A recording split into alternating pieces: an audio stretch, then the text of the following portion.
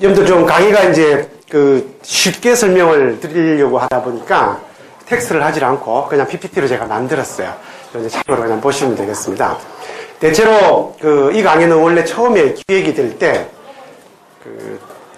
자본을 처음 접하시는 분들, 그래서 텍스트가 바로 그겁니다. 요 판도라의 상자를 열다는 현재 아마 국내에 나와 있는 자본을 소개하는 책 가운데에는 가장 기초적인 인분서 정도이고, 여러분들이 전공을 하지 않는 분들, 막스에 대해서 전혀 모르시는 분들도 부담 없이 읽을 수 있도록 그렇게 만들어진 책입니다.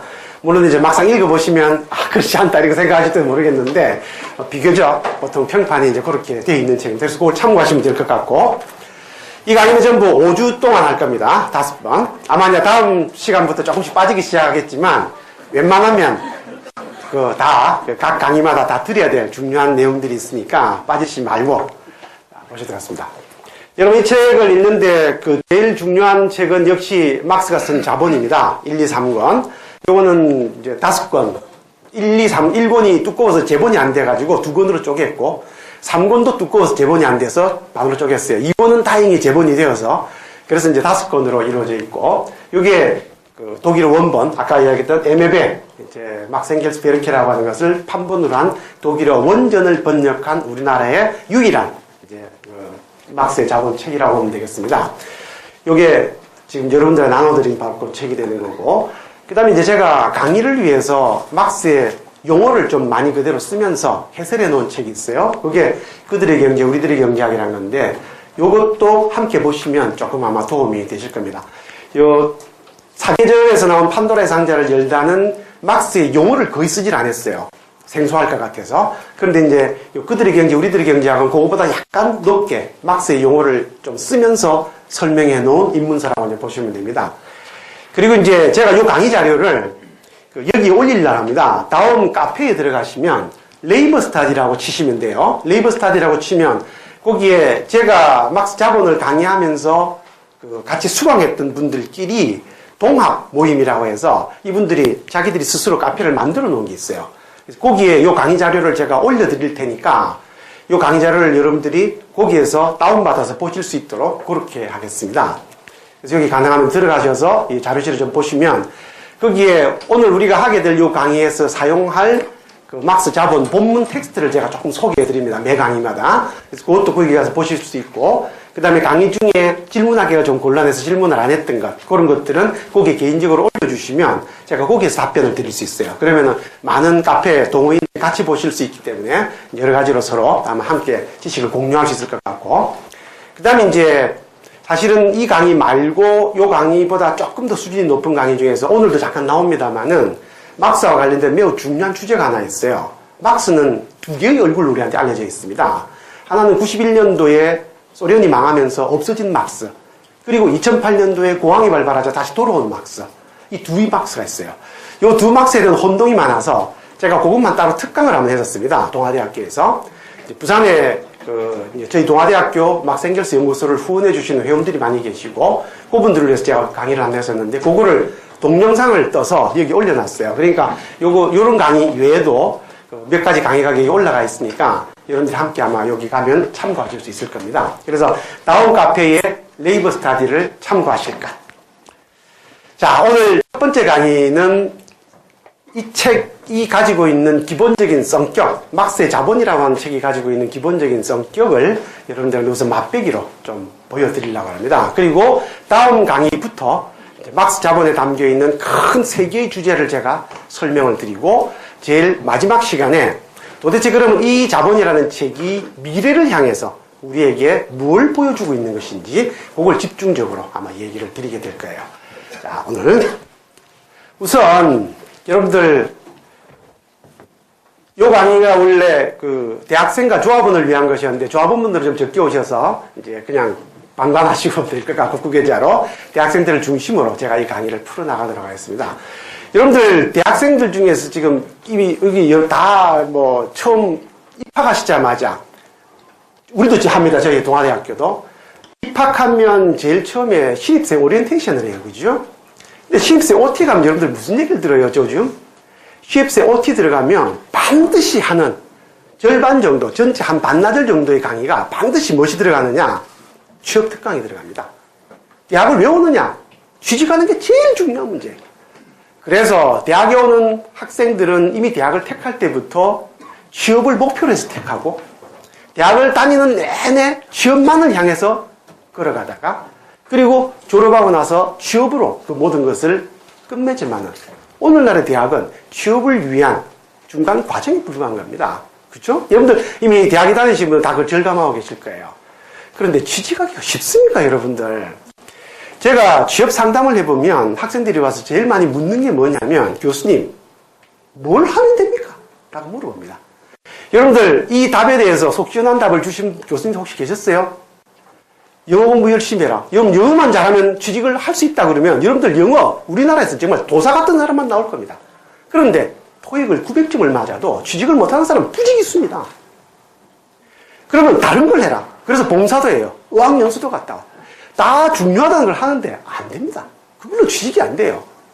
자, 취직하는 데 대한 비밀을 담고 있는 그림을 하나 보도록 합시다. 여러분들 아마 보셨을 겁니다. 이거 옛날에.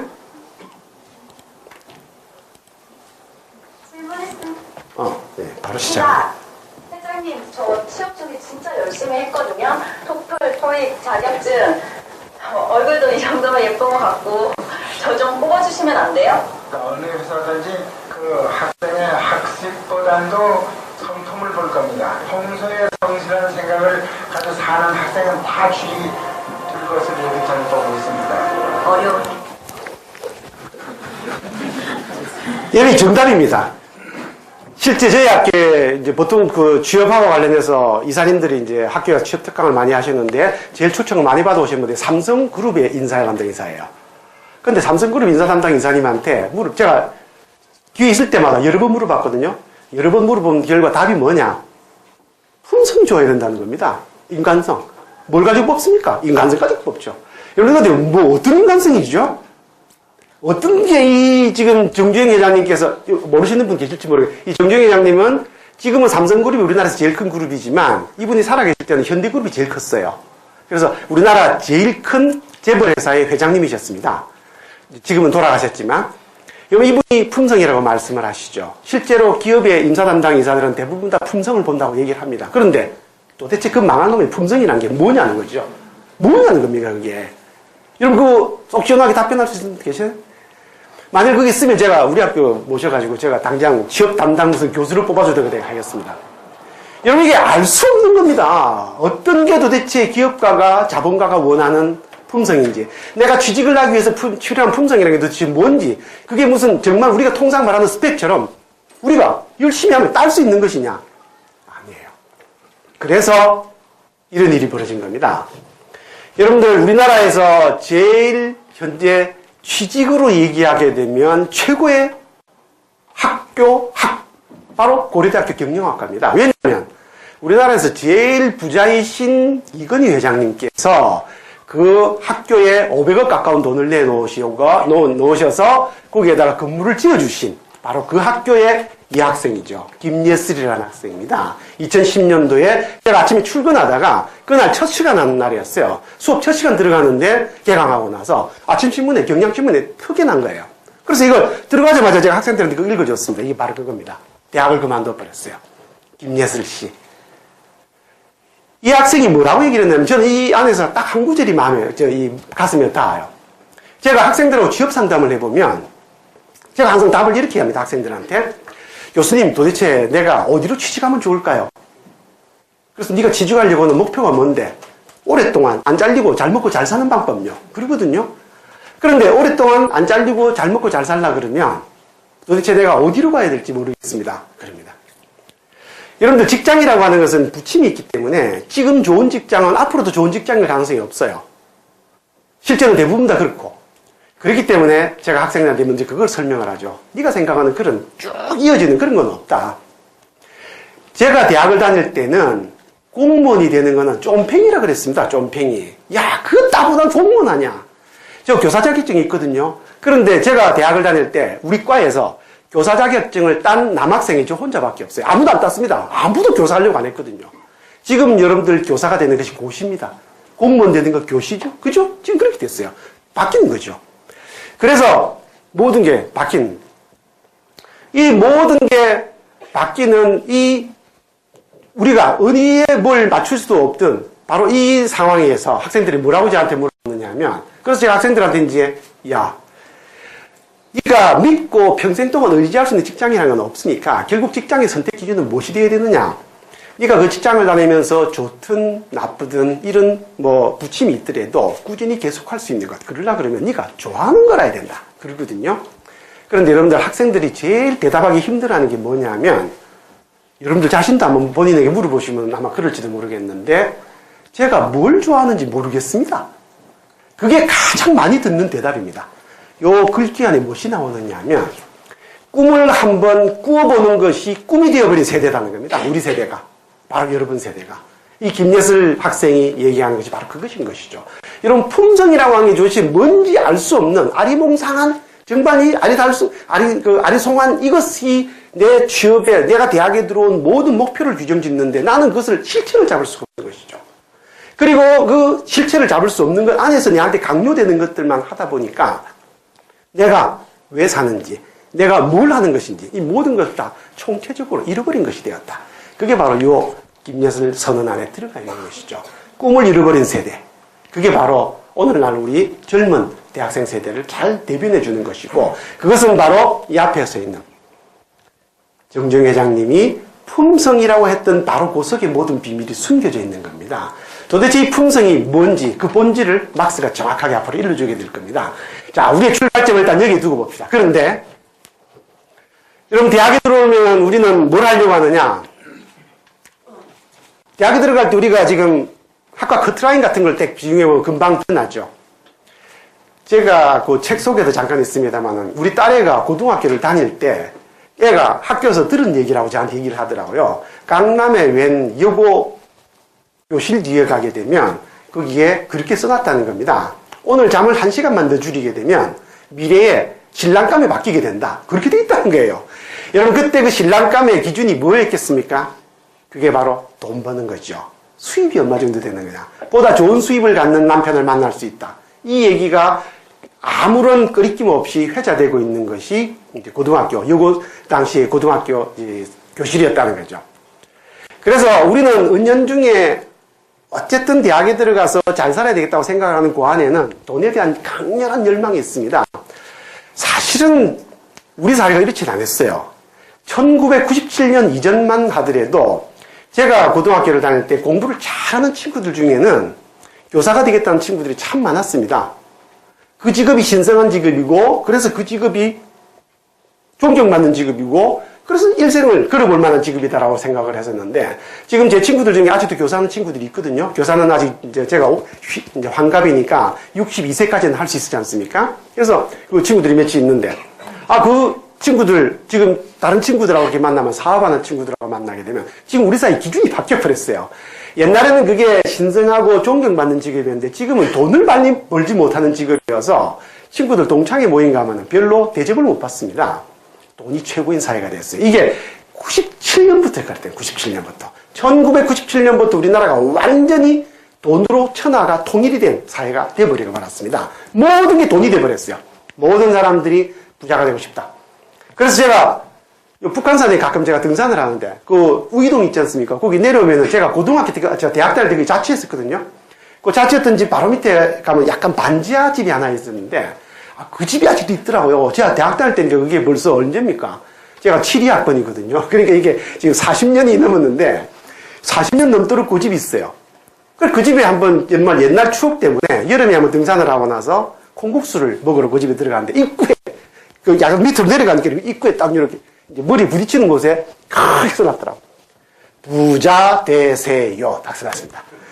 부자 되세요가 우리 사회에 굉장히 중요한, 모든 사람에게 가장 중요한 이제 이 문구가 되어버린 그렇겠습니다.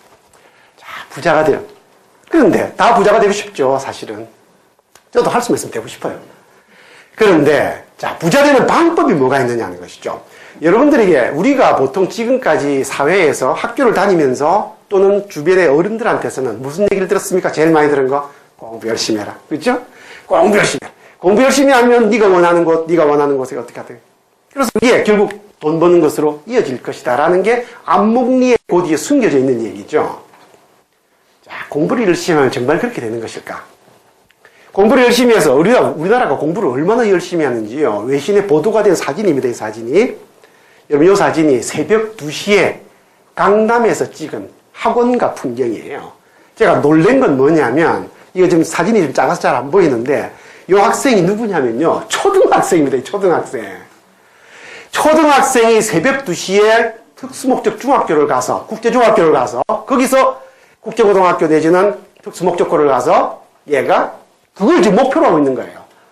강남의 새벽 2시. 물론 다는 아니겠지만 강남에 이런 열풍이 분명히 불고 있는 건 사실이고 사실은 우리나라 사람들은 새벽에 2시까지 공부하는 거 별로 놀라는 사람 없습니다. 다. 그렇죠. 여러분 2시까지 공부 다 하셔보셨죠?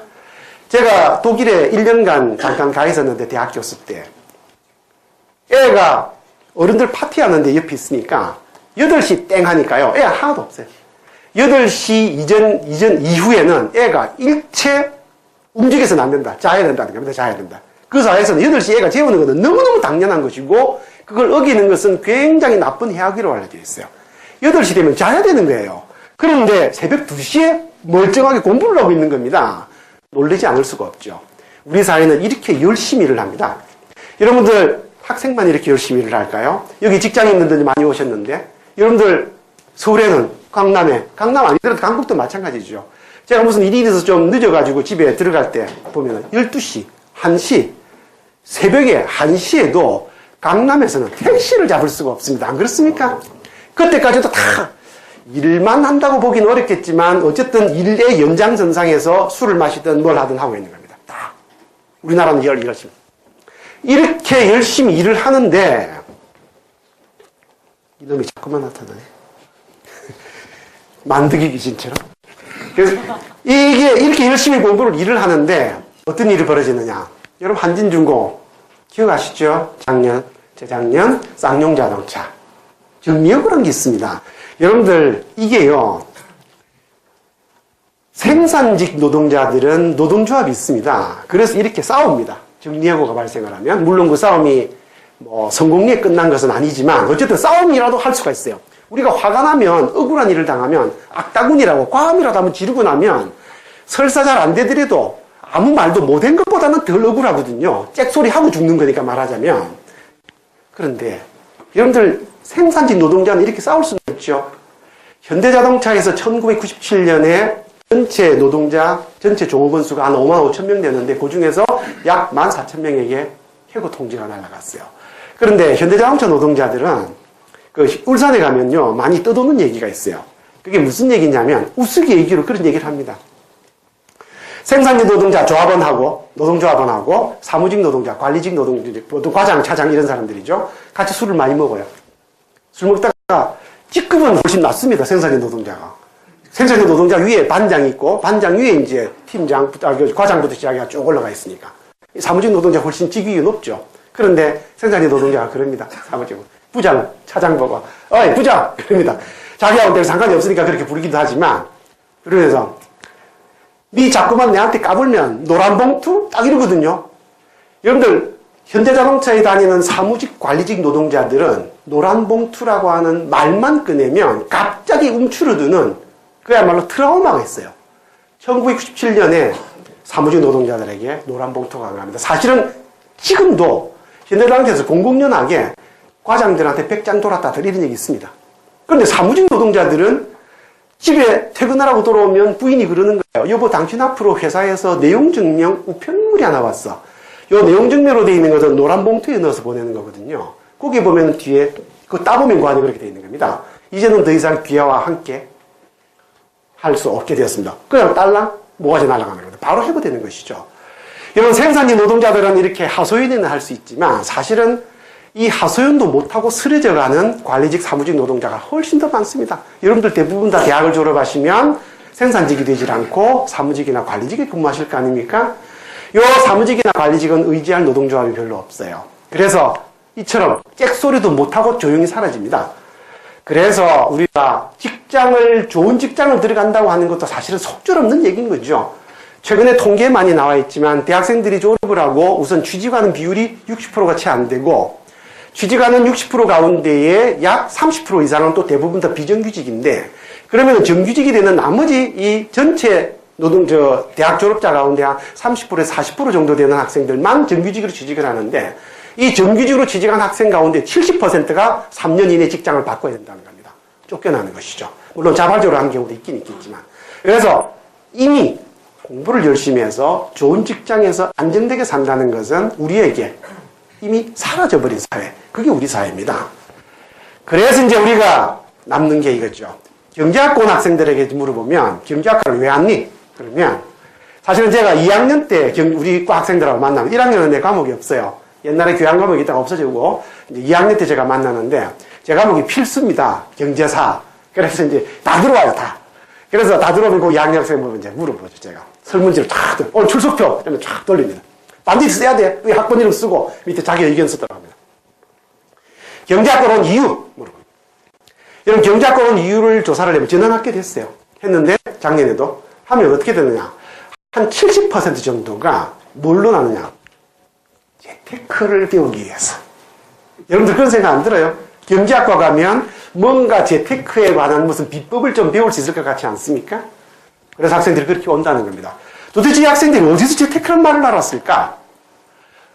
대학 처음 들어온 우리 그 경제학과 신입생하고 저희들은 이제 매 학기 초에 지금 곧 이제 시작이 되는데 그 3월 말 정도가 되면 저희들은 신복편전이라고 해서 신입생, 복합생, 편입생, 전입생이 딱 뭉쳐다 모여가지고 그 MT를 갑니다. 그러면은 저희 과는 대대적으로 되게 전통이 교수들이 따라가요. 가서 애들하고 어쨌든 하루 저녁 지내면서 이제 끝까지는 술을 못 먹고 학생들이 워낙 세니까 저희들은 초반에 좀 약간 거기서 삔지락거리다가 애들 얘기 좀 듣고 이렇게 내려옵니다. 근데 거기 가면 이제 허심탄회한 얘기를 서로 하죠. 이 학생들하고. 1학년 학생들은 물어봤어요. 야, 너 재테크란 거 아니야? 그거 모르는 사람이 누구 있습니까? 재테크가 뭐지? 재테크. 뭡니까? 두 가지죠. 이미 우리 사회에는 사실은 초등학생도 합니다. 재테크는 주식시장에서 어쨌든 금융시장에서 뻥튀기를 하면 하는 것. 그게 하나. 또 하나는 지금 좀 애매모호하게 되었지만 얼마 전까지만 해도 생생했던 부동산 투기. 두 개지요. 그래서 이 두 가지에 대한 비법을 경제학과면 배울 수 있지 않겠느냐라고 얘기를 한다는 거죠. 왜 재테크에 목을 매니? 라고 얘기를 하게 되면 교수님, 그걸로 팔자 고치는 거 아닙니까? 그 얘기입니다. 간단하게 하면 팔자, 인생 고치는 거죠. 도대체 어떻게 하다 이런 얘기가 나왔을까? 여러분 사실 우리 사회는 이런 걸 가르친 적이 없어요. 이게 언제 이런 얘기가 떠돌기 시작했느냐 하면 1997년부터입니다. 우리나라의 재테크를 처음 소개한 사람 바로 이 인간입니다.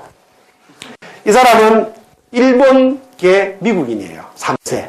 예? 이 사람이 바로 로버트 기요사키라는 사람이죠. 최근에 그 자기하고 관련된 자회사하고 지금 소송이 붙어가지고 거기서 이상한 사기를 쳐가지고 유명하게 알려졌는데 회사를 16개 가지고 있고 부인하고 같이 회사를 16개를 가지고 있고 이상하게 아기가 없어요. 그래서 기자들이 물어본 겁니다. 왜 아기를 안 낳습니까? 그랬더니 돈 버는 게 너무 재미있어서 아기를 낳을 시간이 없네요. 그래서 합니다.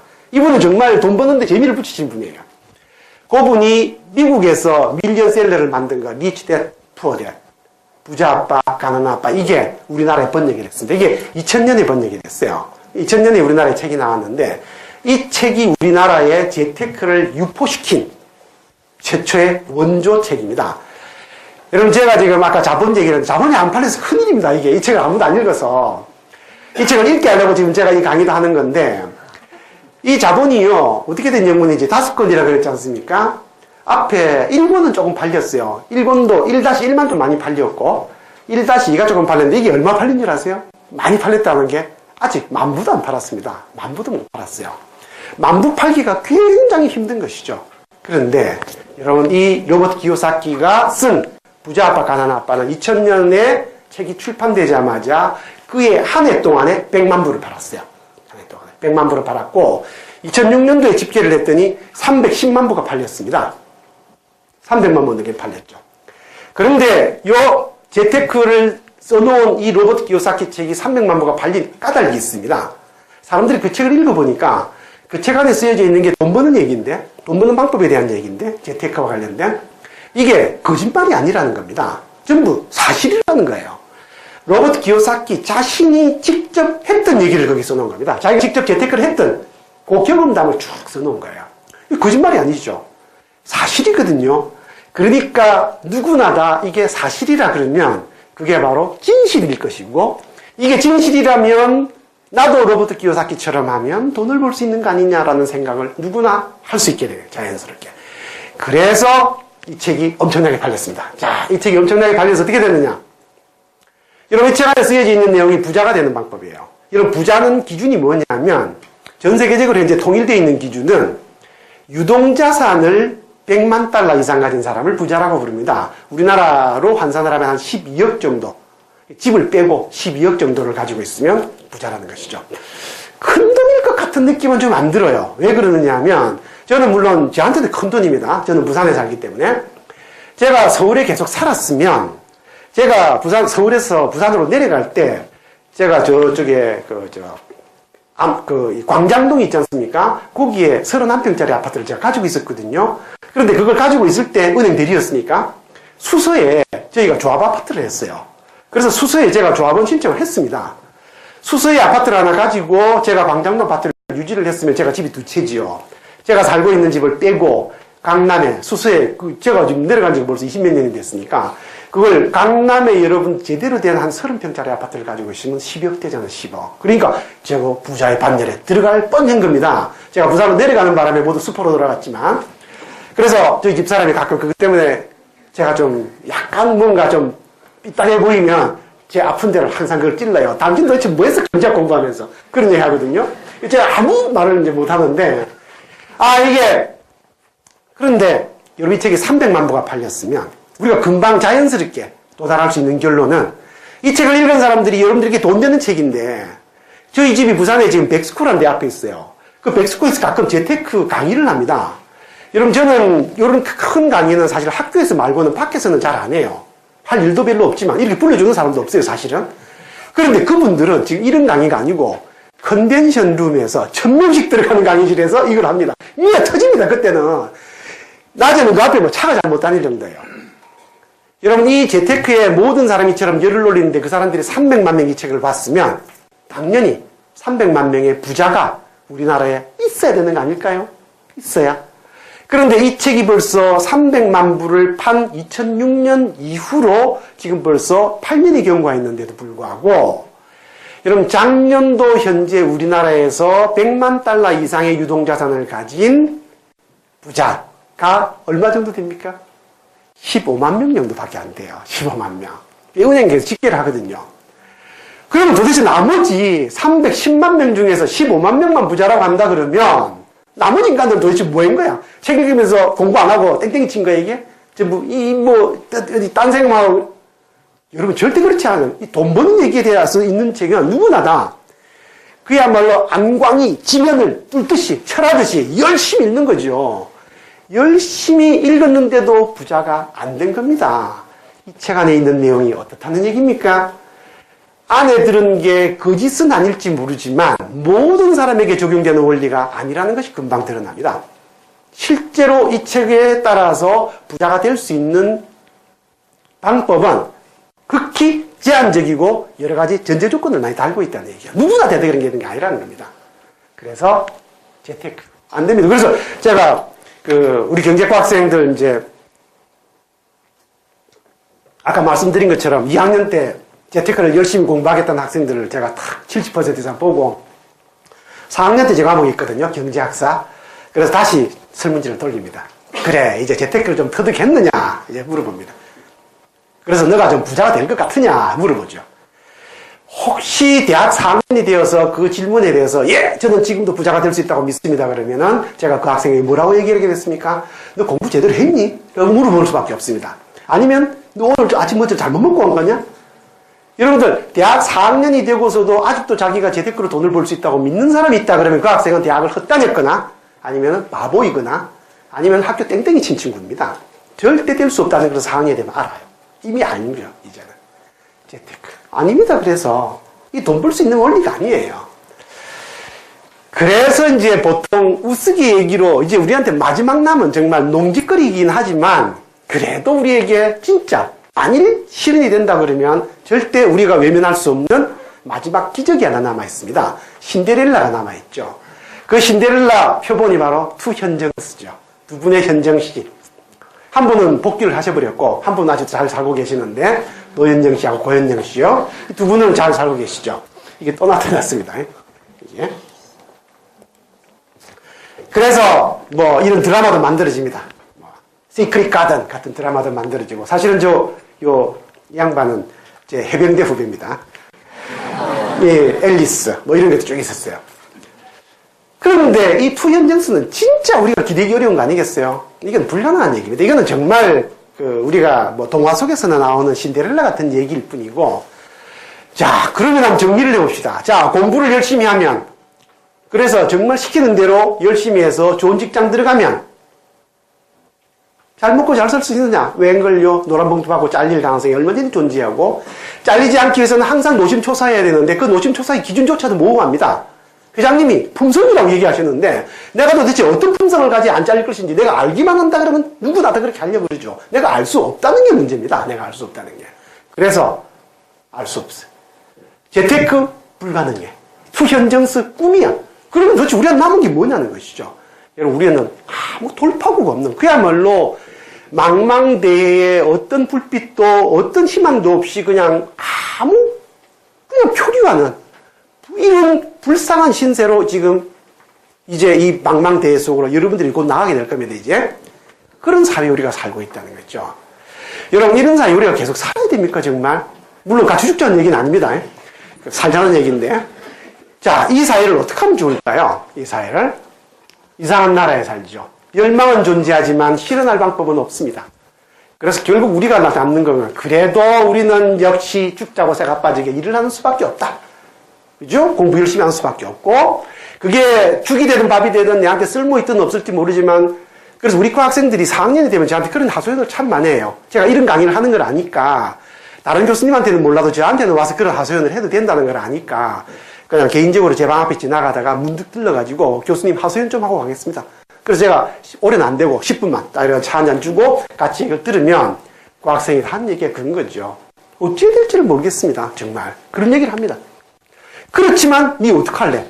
그래서 어찌할지를 모르지만 남이 다 스펙을 위해서 하니까 그냥 나도 그 이외에 다른 건 할 게 없으니까 어쩔 수 없이 스펙을 쌓으면서 열심히 일하고 우리는 깨미처럼 운명을 받아들일 수밖에 없다는 겁니다. 여러분들 대부분 아마 그런 전철을 밟아 나가실 거예요. 앞으로. 그렇다면 이제 우리한테 남아있는가? 우리가 이렇게밖에 살 수 없도록 만드는 이 현실이 뭔가 좀 바뀌었으면 좋겠다라고 생각을 하게 되는 것이죠. 그런데 바뀔 가능성이 있을까요, 여러분들? 이걸 바꿀 수 있는 가능성을 한번 검토를 해보겠습니다.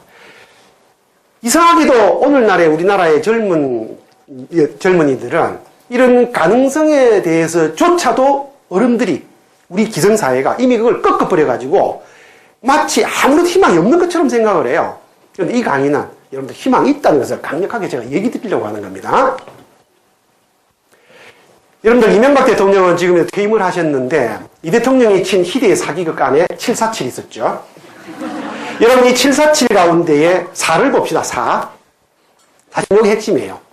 4가 뭡니까? 국민소득 4만 달러입니다. 왜 그러느냐면 이 대통령께서 경제대통령으로 당선이 되셨을 때 그때 우리나라 국민소득이 2만 1,000불 정도였고 이분이 이제 그만두실 때 2만 2,000불이 됐거든요. 1,000불을 넣은 거예요. 그런데 이분이 그 당시에 747 공약을 내걸고 4만 불이라고 내걸었던 까닭은 우리나라가 OECD 국가에 있지만 우리나라는 어느 나라도 선진국이라고 부르주지 않습니다. 여러분 선진국이라고 부르는 나라가 4만 불이 넘는 나라들이에요. 4만 불이. 그러니까 4만 불이 된다는 것은 진짜 선진국이 된다는 겁니다. 지금은 가짜 선진국인 거죠. 말미암아 선진국 얘기를 한다 그러면. 그런데 4만 불이 되는 나라들을 가만히 보면 많지 않아요. 4만 불이 되는 나라들은. 그런데 그 4만 불이 되는 나라들 중에서 내가 깨미처럼, 즉 노동자로 살아가는 것을 기준으로 보면 두 부류의 나라가 명확하게 다르다는 것을 우리가 금방 알 수 있게 됩니다. 그 대표적인 나라 독일과 스웨덴 그리고 미국과 일본을 들 수 있습니다. 자, 이 두 나라를 비교를 해보겠어요.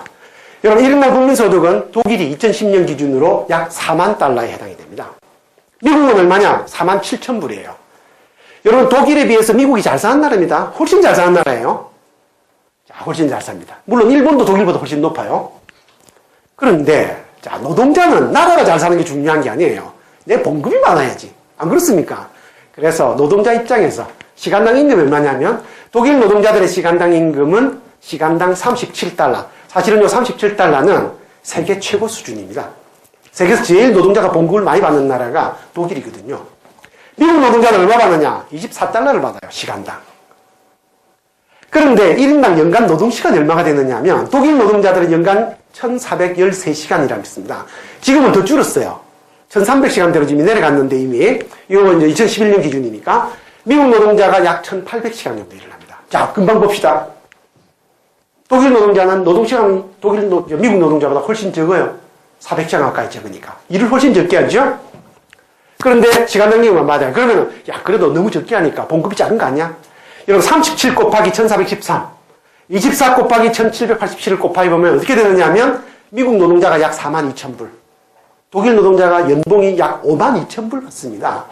나라가 이미 국민소득이 20% 정도 차이가 나는데도 불구하고 노동자 임금은 독일 노동자가 훨씬 높다는 겁니다. 미국보다. 여러분 요 임금을 직접 임금이라고 그럽니다. 노동자가 직접 받는 임금이라고 그래서 그런데 노동자가 받는 임금 중에는 직접 임금 이외에 간접임금이라는 게 있어요. 우리가 통상 사회안전망이라고 부르는 겁니다. 사회안전망의 가장 대표적인 것은 실업자가 됐을 때 어떻게 되느냐는 문제가 있을 것이고 또 하나는 우리가 몸이 아플 때 어떻게 되는 것이냐가 있을 것이고 또 하나는 누구나 다 노동력으로서 먹고 살기 위해서 반드시 밟아야 되는 교육에 돈이 얼마나 들어가느냐가 문제가 될 것인데 여러분들 미국 대학은 대학생들이 졸업하면 제일 먼저 뭐 때문에 제일 고민한다 그랬죠? 학자금 대출 때문에 제일 고민을 해요. 그것 때문에 보통 10년에서 15년 정도 학자금 대출 갚는 거 그야말로 경상도 사투리로 쇠가 빠집니다. 이게. 그런데 독일과 스웨덴, 프랑스, 여러분 유럽 대륙에는 학자금 대출이 있을까요? 대학 등록금이 없거든요. 빵이거든요. 빵. 초등학교부터 대학 다닐 때까지 등록금이라고 하는 것은 한 푼도 내지 않는 나라이기 때문에 당연히 대학생들은 졸업하고 나서 받는 봉급 가지고 자신이 살 일을 할 뿐이지 대출 갚는 데는 신경을 안 씁니다. 이게 병원 여러분 미국에는 저도 잠깐 가 있긴 했었는데 연구년 때 1년간 무슨 나라 이 나라는 이상한 나라 내가 분명히 의료보험을 들었는데도 불구하고 1,000불이 되지 않는 치료비가 나오게 되면 내가 돈 내야 돼요. 보험이 들었는데도 불구하고 1,000불이 넘는 것만 그 죽을 병 걸렸을 때 아닙니까? 그런데 1,000불이 넘는 것만 의료보험에서 해결해줘. 물론 그것도 다 해주는 건 아니지만 심사를 엄격하게 해서. 그런데 독일 병원은 스웨덴 병원은 프랑스 병원은 어떻느냐 들어가면 환자에게 아무것도 안 물어봅니다. 치료부터 문제예요. 환자는 병원에서 1센트도 지불한 법이 없습니다. 절대 돈을 지불하는 법이 없어요. 보험이 다 하거든요. 그래서 사회 안전망이 독일은 25%입니다. GDP 대비. 미국은 사회 안전망이 16%예요. 미국이 그나마 이 정도도 돼 있는 이유는 뭐냐 하면 미국도 노후에 연세가 많이 드신 분, 65세 이상의 노동 능력을 상실한 분에 대한 연금 같은 거는 비교적 좀 돼 있어요. 이게 이제 그런 데 쓰이는 것이죠. 직접 받는 임금도 독일 노동자들가 훨씬 많이 받고 노동시간도 훨씬 적고 직접 받는 임금이 독일보다 훨씬 적고 노동시간도 훨씬 많고 사회적으로 안전망도 독일이 훨씬 두터운 그러면 여러분 이거는 바보가 아닌다 하면은 노동자로 살기 좋은 나라가 어느 나라이게? 라고 물어보면 어디겠습니까? 독일과 스웨덴이죠. 독일과 스웨덴이 노동자로 살기에는 훨씬 좋은 나라입니다. 훨씬. 그런데 웃자다가 똑같은 4만 불이 넘는 나라들인데 미국이나 일본에서는 노동자가 이처럼 살기가 어렵고 독일이나 스웨덴에서는 살기가 괜찮은 것일까? 이유는 딱 하나예요. 독일과 스웨덴에는 강력한 노동조합과 강력한 노동자 정당이 존재하는 나라입니다. 그런데 미국과 일본에는 노동조합이 있긴 있는데 거의 있는지 없는지 잘 보이지도 않고 힘이 무리해서 그 다음에 노동자 정당은 아예 존재하지 않는 나라입니다. 뭔가 누구하고 닮았다는 생각이 안 들어요? 바로 우리나라죠. 우리나라 노동조합이 분명히 있긴 있는데 있는지 없는지 잘 보이질 않고 노동자 정당은 하나도 없는 나라, 명백하게. 노동자 정당이 없는 나라죠.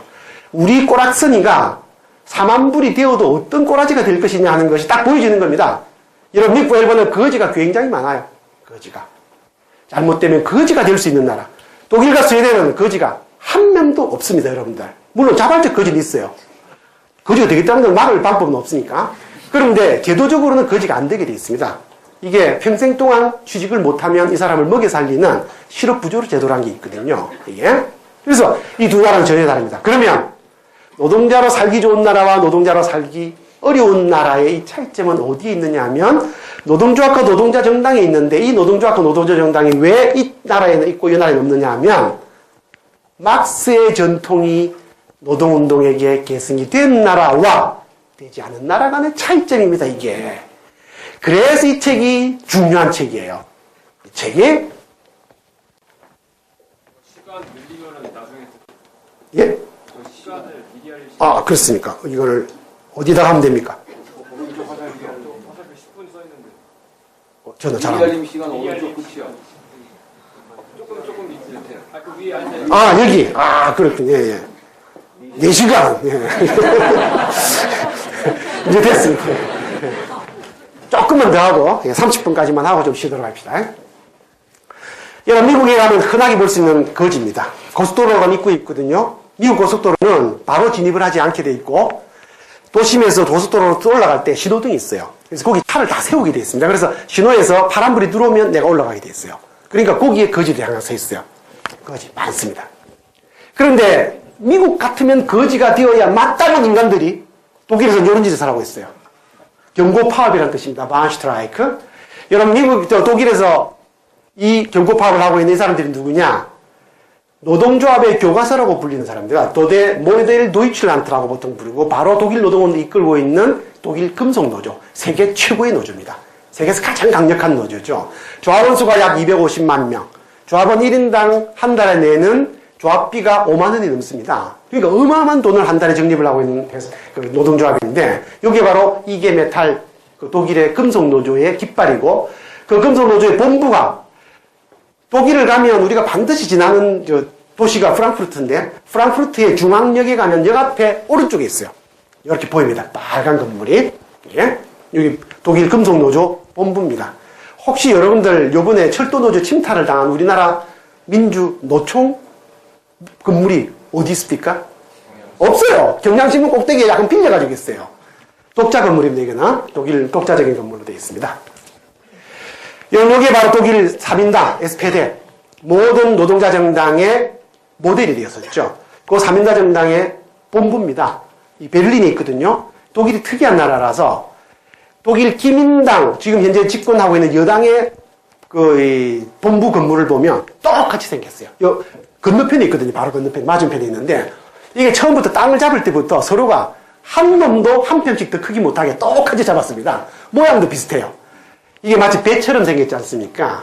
그래서 노동자들을 배에 태우고 이제 항해를 한다는 뜻을 가지고 있고 이 독일 3인당이 지구상에서 처음으로 노동자 공화국을 건설했는데 그때 초대 대통령이 프리드리 에버트라는 사람입니다. 이 에버트라는 사람은 독일 노동자 출신이고 이 사람이 무슨 노동자 출신이냐면 피업공 출신입니다. 그러니까 노동자가 대통령이 된 최초의 나라가 독일이에요. 되게 발마르 공화국이라 알려져 있는. 그래서 운명이 이처럼 엇갈린 겁니다. 미국에는 이처럼 자랑할 만한 노동자와 관련된 전통이 없는 거죠. 자, 그래서 자본이라는 책이 이 모든 운명을 갈았다 라고 할 수가 있는데 자, 우리나라에서 이 책을 못 보겠어요. 오랫동안. 87년도에. 다행히 이 책이 어려워서 검사님이 기소를 포기하는 바람에 이제 제가 이처럼 강의를 하게 되긴 했지만 자, 이 책은 어렵고 위험해요. 금기시했습니다. 왜 그랬을까? 여러분, 이 책이 위험한 이유가 있어요. 어떻게 위험한 것이냐면 지금 우리가 살고 있는 이 사회 질서를 이게 바꿀 수 있는 책이라는 겁니다. 이걸 사회변혁의 교과서라고 부르거든요. 이게 교과서라고 부르는데 변혁이 위험한 사람들이 이걸 막았던 것이죠. 그러면 여러분들 지금과 같은 사회에서 두 부류의 사람이 있죠. 아까 제가 잠깐 예를 들었던 배짱이 해당이 되는 시크릿 가든에 나오는 우리 현빈 씨 같은 분, 우리 현빈 씨 작품이 아니고 거기 나오는 이제 현빈 씨가 역을 했던 그 배역이 그런 것이고 그리고 배짱이가 있죠. 길라이비가 거기 있습니다. 그런데 요 개미와 배짱이 중에 아까 제가 약간 말씀드린 것처럼 일을 해서 먹고 사는 우리 입장에서는 이 사회가 뭔가 지금보다는 좀 내가 먹고 살기 좋은 사회가 되었으면 좋겠다는 생각이 들 거 아니겠습니까? 그런데 그렇게 되면 어떻게 되느냐? 배짱이가 불안해진다는 겁니다, 그게. 이 배짱이와 깨미 사이에는 좀 이따가 보게 되겠지만 이해관계가 전혀 대립이 되어 있고 이 대립된 이해관계 때문에 깨미가 잘 된다는 것은 배짱이가 좀 안 좋아진다는 걸 뜻하는 거거든요. 그래서 이 변혁의 교과서를 막으려고 했던 사람들은 바로 배짱이들입니다. 일하는 사람들이 아니고 일하지 않는 사람들이 이걸 바로 자기들이 그렇게 하려고 했던 겁니다. 그래서 깨미는 세상이 좀 바뀌었으면 좋겠죠. 그러나 배짱이는 안 바뀌었으면 좋겠죠. 여러분 1997년 이후에 우리나라가 이제 그 2년 정도 지나가지고 IMF 이제 졸업을 했는데 그래서 2000년이 됐어요. 여러분 2000년에요. 저는 불행히도 부산에 살기 때문에 제가 서울에 살았으면 어떻게 친구 따라 강남 간다고 얹혀가지고 강남에 따라가 본 기억이 있을 텐데 제가 강남을 못 봤기 때문에 제가 직접 하는 증언은 아니고 간접적으로 강남에 가서 술을 얻어먹었다 카더라라는 사람이 저한테 전해준 바에 따르게 되면 서기 2000년 강남의 룸사롱에서 술을 마실 때 하던 모든 공통된 건배가 있었습니다. 그게 뭔 줄 아세요? 이대로 97년 동안에 97년부터 2000년까지 약 3년 동안에 강남에서 배짱이었던 사람들이 이 환란 IMF 경제 위기를 통해서 엄청난 돈을 번 거예요. 엄청난. 그래서 이분들이 이대로 그래서 배짱이. 이 변혁을 막으려고 했던 사람들이 바로 자본을 위험시킨 겁니다. 그런데 여러분 오해하지 말아야 될 게 있어요.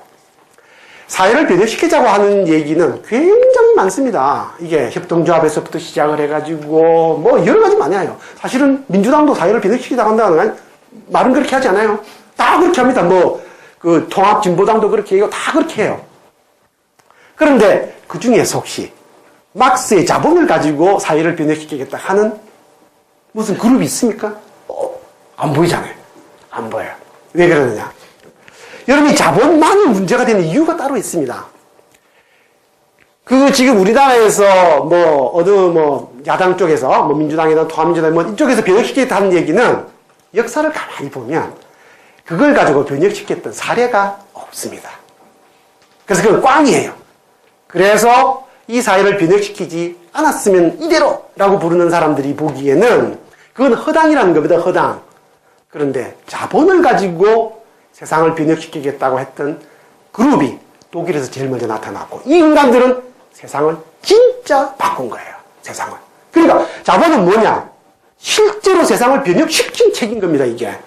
변혁에 대한 많은 책들이 있어요. 프랑스에는 피에르 부르동이라는 사람이 있고 영국에는 얼버트 오원이라는 사람이 있고 러시아에는 바쿤이라는 사람이 있고 무수히 많은 사람들이 존재합니다. 그런데 그 변혁을 따랐던 사람들 중에 어느 누구도 실제 변혁을 이룬 사람은 없지만 막스를 따랐던 그 인간들은 실제로 사회를 변혁시켰기 때문에 이게 뭔지는 모르겠지만 자본가들도 안 읽어봤을 거예요. 안 그렇겠습니까? 아까 검사는 읽고 잘 몰랐었는데 자본가들 읽고 이 책을 이해했을 리는 없어요. 그분도 안 봤지만 그래도 이게 뭔가 결과적으로 보면 이게 위험하다라고 하는 것은 알고 있다는 겁니다. 이것만이 변혁을 이뤘기 때문에. 그래서 그런 겁니다. 그래서 이 책이 변혁을 이루었다는 증거가 있습니다. 여러분 노동자들이 노동자로 먹고 살기에 굉장히 어려웠던 것이 자본주의가 시작되고 나서였는데 자본주의는 지구상에서 1760년에 등장했어요. 1760년대에 등장은 1760년대에 등장을 했는데 노동운동은 한 30년 지나면 시작이 되거든요. 1790년대부터 시작이 됩니다. 노동자들이 노동조합을 결성을 하고 이제 싸우기 시작합니다. 그런데 1889년 딱 100년이죠. 이 100년 동안 노동자들이 싸웠습니다. 여러분들 그 싸움은 어떤 싸움이었느냐 하면 한진중공업의 김진숙 씨처럼 크레인이 올라가서 싸우고 쌍용자동차 노동자들처럼 회사 안에 싸움 이런 싸움이 아닙니다. 여러분 그 싸움을 보여주는 것이 바로 재작년 연말에 대선 바로 직전에서 레미제라블이라는 영화 있었죠. 여러분 레미제라블에서는 어떻게 싸우던가요? 시내에 바리케이드를 쌓고 총을 들고 싸우는 겁니다. 죽었어요. 그래서 싸우다가. 여러분 그 레미제라블에 나오는 그 시가전은 프랑스에서 있었던 수십 번의 혁명 가운데에 보잘것없는 혁명입니다. 보잘것없는. 큰 혁명만 1830년, 1848년, 1871년에 있었어요. 그런데 이 모든 사람이 다 집니다. 이 싸움에서 무수히 많은 사람들이 죽었어요. 그런데 그렇게 많은 사람들이 죽고도 변화가 안 온 겁니다. 1889년까지. 그런데 1889년에 처음으로 막스라는 사람이 노동운동에게 쥐어준 그 무기를 들고 싸우겠다고 모기 소리만큼 외치기 시작한 사람들이 요 이에 인터내셔널입니다. 요 아주 소수파였습니다, 처음에는. 요 소수파가 1889년에 막스라는 무기를 쓰자마자 불과 여기에서 30년 정도 지나고 나서 독일에서 세계 최초의 노동자 공화국이 만들어졌던 겁니다. 그러니까 이게 얼마나 무서운 무기인지, 이게 얼마나 효력이 막강한 무기인지가 금방 드러난 겁니다. 여러분, 이 무기가 우리에게 준 성과만 잠깐 한번 건드려 봅시다. 여러분, 지금 우리 사회는 민주주의 사회예요. 이 민주주의 사회에서 우리가 노동자로서 이만큼 잭소리라도 할 수 있을 이런 강의실에서 이런 얘기를 할 수 있게 된 까닭은 무엇이 있느냐? 우리가 가지고 있는 무기가 하나 있습니다. 투표라고 하는 무기가 가지고 있어요. 한 사람이 한 표씩 가지고 있죠. 우리나라에서 아무리 부자이신 이건희 회장님이시든 정몽구 회장님, 이분들도 저와 꼭 마찬가지로 한 표밖에 가지고 있어요. 여러분, 이것이 노동자가 사회를 변혁시키는 매우 중요한 디딤돌이 되었는데, 바로 그것을 우리는 1인 1표제의 보통선거권이라고 부릅니다. 여러분, 이 보통선거권은 노동운동이 이룩해낸 성과입니다. 그리고 오늘 우리는 전부 8시간만 일을 하는 것을 당연하게 생각을 하죠. 그런데 불행히도 지금으로부터 약 150년 전에는 8시간이 당연한 것이 아니라 하루에 16시간이 당연한 시간이었어요. 우리나라도 1970년 전틸이라는 분이 몸을 불사르기 전까지만 하더라도 하루에 12시간에서 14시간 정도 일을 하는 것이 너무나도 당연한 일이었습니다. 그 시기에 8시간 일하겠다고 얘기하면 너 돌았냐 그랬습니다. 이처럼 비상식적인 것을 상식으로 만들어 놓은 8시간 노동일. 이게 바로 노동운동이 만들어 놓은 것이죠. 그리고 여러분들, 우리나라에서 노동운동의 상징이 되었던 분은 전노협을 이끌었던 단병호 회장입니다. 단병호 의원, 옛날 국회의원도 했었죠. 그런데 여러분, 단병호 씨 말고 단병호 씨가 지금 대통령이 되겠다 그러면 우리나라에서 어떤 일이 벌어질까요? 유럽에서는 그게 너무나도 당연한 일이 되었는데 노동자 대중정당, 노동자가 대통령이 되는 바로 이것을 일으켜낸 것이 바로 자본이라는 책인 겁니다. 이 책이 어떤 책인지 기본적인 성격을 우리가 먼저 이해할 필요가 있어요. 여러분, 막스는 세상을 바꾸려고 했습니다. 우리가 지금 절망하고 있는 것보다 훨씬 더 두터운 절망이 유럽을 뒤덮고 있었고, 당시 노동자 계급에게 막스는 이 두터운 절망을 뚫고 이 노동자들이 희망의 싹을 키울 수 있도록 그렇게 만드는 겁니다. 그래서 이 사람이 이 책 안에서 써놓은 모든 얘기를 압축을 해가지고 그것의 성격을 규정을 짓는다 그러면 이 책은 실제로 그렇게 불립니다. 사회 변혁 또는 사회 혁명의 성서입니다. 성서. 여러분, 성서라는 책은 어떤 책이죠? 성서라는 책은, 자, 우리 요만한 게, 여러분 그 책 다 보신 분 혹시 계세요? 아마 다 한번 보셨지는, 기독교 신자이시면 다 보셨을지도 몰라요. 그런데 그걸 한번 쭉 본 것은 그냥 까만 것은 글자요, 흰 것은 종이인 것이죠. 그 성서에 담긴 내용을 모두 이해한 사람은 몇몇 특수하게 신학을 공부한 사람이 아니면 사실은 어려운 거 아니겠어요? 그 안에 얼마나 많은 얘기가 드는 게 있겠습니까? 여러분, 성서란 건 어떤 것이냐 하면, 오늘 우리가 사는데, 자, 오늘 며칠이죠? 오늘 18일. 자, 고린도전서 18장. 그렇게 합니다. 그렇죠? 마태복음 17장. 그렇게 합니다. 그러면, 아무 페이지나 열어도 그 페이지 안에 오늘 우리가 당장 하느님께 가까운 삶을 살 수 있는 진리가 담겨 있기 때문에 성서라고 하는 겁니다. 여러분, 이게 사회 변혁의 교과서라고 한다 그러면, 여러분, 이 책이 3,000페이지가 되는 책이거든요. 이만한 책이에요. 요 이만한 책을, 자, 오늘 17장. 그러면은 제1편 17페이지, 아니면 117페이지.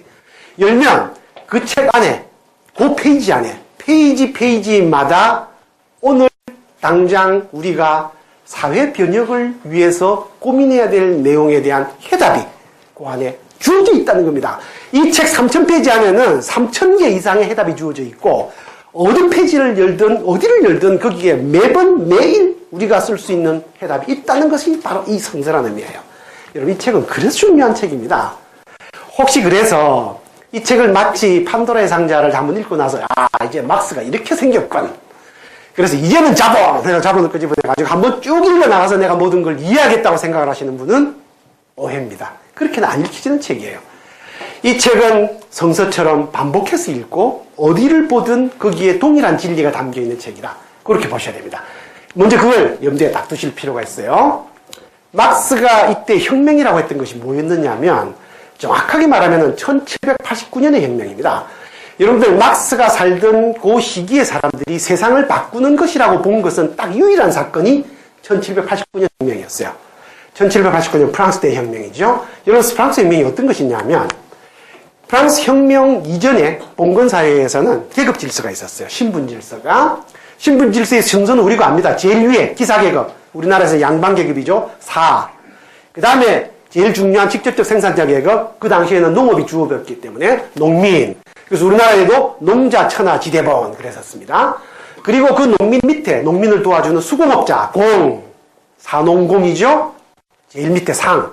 이거는 아무 쓸데없는 인간이에요, 이게. 그런데 조금 필요하긴 해. 그러니까 이거는 없애지는 않겠지만 있으나 마나한 인간. 마치 고스톱 할 때 흑살이 쭉대기하고 비슷한 겁니다, 이게. 있으나 마나한 것. 그런데 그 있으나 마나한 그 상이라고 하는 계급이 단번에 1일의 계급으로 바뀐 겁니다. 단번에. 세상이 정말 뒤집어진 거죠. 여러분, 그게 프랑스 혁명이에요. 그러니까 사람들이 사회 변혁을 꿈꾸면 그걸 생각을 하는 것이죠. 막스가 생각한 것도 그것이었습니다. 그 혁명을 본받아서 1848년에 혁명이 일어난 거예요. 그런데 1789년에 혁명을 일으켰던 사람은 부르주아라는 사람들이 중심이었는데 1848년에 일으킨 사람들은 노동자들이 중심이었어요. 그래서 막스는 이 1848년 혁명이 실패하는 것을 보고 이 혁명이 성공해야 될 필요성이 있다고 본인이 생각을 하게 된 것이고 이 혁명을 성공시키기 위해서는 그것이 벤치마킹 해야 될 1789년과 비교를 해보면 이게 뭔가 답이 있을 것이다 라고 생각을 했고 그 답이 자본이라는 책 안에 담긴 겁니다. 이 책 안에는 혁명을 일으키기 위한 두 가지 요소가 쓰여져 있어요. 하나는 혁명을 일으키려고 그러면 사회를 변혁시키려고 그러면 그 사회를 변혁시키려고 하는 다수의 의지가 있어야 된다. 다수의 사람이 세상이 바뀌어야 된다라는 데 동의해야 된다는 겁니다. 그런데 의지만으로 되는 건 아니죠. 이 의지가 실제로 실현되기 위해서는 무엇이 필요한지 그 두 가지를 막스가 이 책 안에 써놓은 겁니다. 여러분, 자본 안에 담겨있는 내용은 혁명을 발발시키기 위해서, 즉 세상을 바꾸기 위해서 우리가 가져야 될 의지가 어디를 향하고 있어야 되는지를 설명을 하고 있고 또 이것이 바로 그것으로 설명을 했을 때만 다수를 동원할 수 있다는 것을 막스가 얘기하고 있는 것이고 또 하나는 그 다수의 의지를 가지고 실제로 성공에 이르기 위해서는 무엇이 필요한지 그 두 가지가 담겨 있어요. 예? 막스는 1848년 혁명이 실패하는 것을 봤거든요. 그게 처음에는 성공을 했는 것처럼 보였는데 결국은 금방 실패로 돌아갔어요. 그래서 세상 바꾸는 게 쉽지 않구나라는 걸 막스가 알게 되었고 이 세상을 바꾸기 위해서 필요한 과학을 자기가 연구를 했고 물론 막스만 한 건 아니었죠. 그런데 막스가 한 것만이 가장 영향력이 컸었다. 이제 그렇게 우리가 오늘 보게 되는 겁니다. 자, 그럼 이 두 가지가 자본이라는 책 속에 담겨 있는데 우리는 이거를 앞으로 하게 될 거예요. 이제 내용을. 자, 우선 첫 번째. 다수의 사람이 혁명에 동의하려고 그러면 무엇이 필요하느냐 하면 누구나 다 동의할 수 있는 변혁의 이유가 있어야 됩니다. 변혁의 이유가. 그런데 1848년에 나온 노동자들한테 물어봤더니 노동자들이 변혁의 이유를 분명하게 가지고 있었어요. 그 분명한 이유가 뭐냐? 여러분 경제학의 그 당시에 막스가 살던 시기에 지금도 마찬가지입니다. 지금은 마찬가지가 아닐 수 있겠네요. 경제학이 달라졌으니까. 막스가 살던 시기에는 그 당시의 경제학을 고전경제학이라고 부르는데 이 고전경제학이 도달해놓은 학문적 성과가 뭐냐면 인간이 이 사회에서 누리고 있는 모든 부는 인간의 노동에서 나온다. 어떻게 보면 당연한 얘기예요. 그렇죠? 어떻게 보면 당연한 얘기인데 사람이 만들지 않은 게 없잖아요. 그래서 인간의 노동에서 나오는 당연한 부분인데 이 당연한 것이 실제 우리가 현재 우리 사회에서 눈으로 보고 있는 부의 원천이라는 것을 과학적으로 이 사람들이 아주 논리적으로 엄정하게 이론 체계를 세운 겁니다. 이거를 노동가치론이라 그래요. 그리고 이거는 너무나도 자명한 것이어서 지금까지도 경제학에서 이것을 허물 수 있는 다른 이유는 논리는 없습니다. 자, 모든 부는 인간의 노동에서 나온다. 그런데 모든 부가 인간에서 노동에서 나온다고 하면 금방 우리가 가져야 될 생각이 뭐냐면 여러분은 노동을 하려면 시간이 필요합니다. 이 시간은 그런데 인간의 모든 사람에게 똑같이 주어져 있어요. 하루 24시간. 그러니까 누가 더 많이 가진 사람이 없는 겁니다. 따라서 하느님이 우리에게 부여한 바, 또는 자연이 우리에게 부여한 바 부의 원천을 모든 사람은 공평하게 가지고 있고 따라서 사람은 태어날 때부터 누구나 다 부에 있어서 경제적으로 평등한 상태로 태어난다는 겁니다. 그런데 현실에서는 어떻게 되느냐? 현실에서는 우선 불평등하고 누구는 억수로 잘 살고 누구는 찢어지게 간 더더구나 이런 부의 불평등뿐만 아니라 이상한 일이 벌어진 겁니다. 여러분들 이 이상한 일을 우리가 금방 알 수 있어요. 예, 우리나라는 지금 현재 근로기준법상에 주 5일 근무입니다. 주 5일 근무. 그래서 월요일에서 금요일까지만 일을 하죠. 토요일을 수업 안 하잖아요, 지금은. 학교에서도. 토요일 일하는 사람 있어요. 이런 사람 있죠. 택배 주문해, 택배. 택배 주문하면 일요일, 토요일 옵니다. 토요일 일하죠. 자, 토요일 일하는 사람. 남이 다 퇴근했는데 아직도 일하는 사람. 마트 가고 있습니다, 마트 가면은. 그렇죠? 저희 집 앞에 백화점이 있거든요, 신세계 백화점. 신세계 백화점은 밑에 슈퍼는 10시까지 일을 해요, 10시까지. 아침에 어디 나와 있고, 그 사람들. 일을 억수로 많이 합니다. 그런데 그렇게 남이 다 놀 때 일하는 사람일수록 어떤 사람들이죠? 봉급은 작고, 고용은 불안정하고, 일은 고된 직업입니다. 여러분, 일요일은 누구나 다 노는 날이죠. 그런데 일요일에도 일하는 사람이 있어요. 열차 청소하고 이러신 분들. 그렇죠?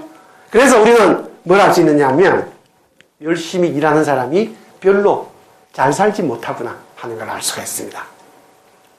우리가 좋은 직장이라고 부르는, 좋은 직업이라고 부를 수 있는 중요한 이유 중에 하나는 그것이 노동시간이 작고 거기에 비해서 높은 보수를 받기 때문입니다.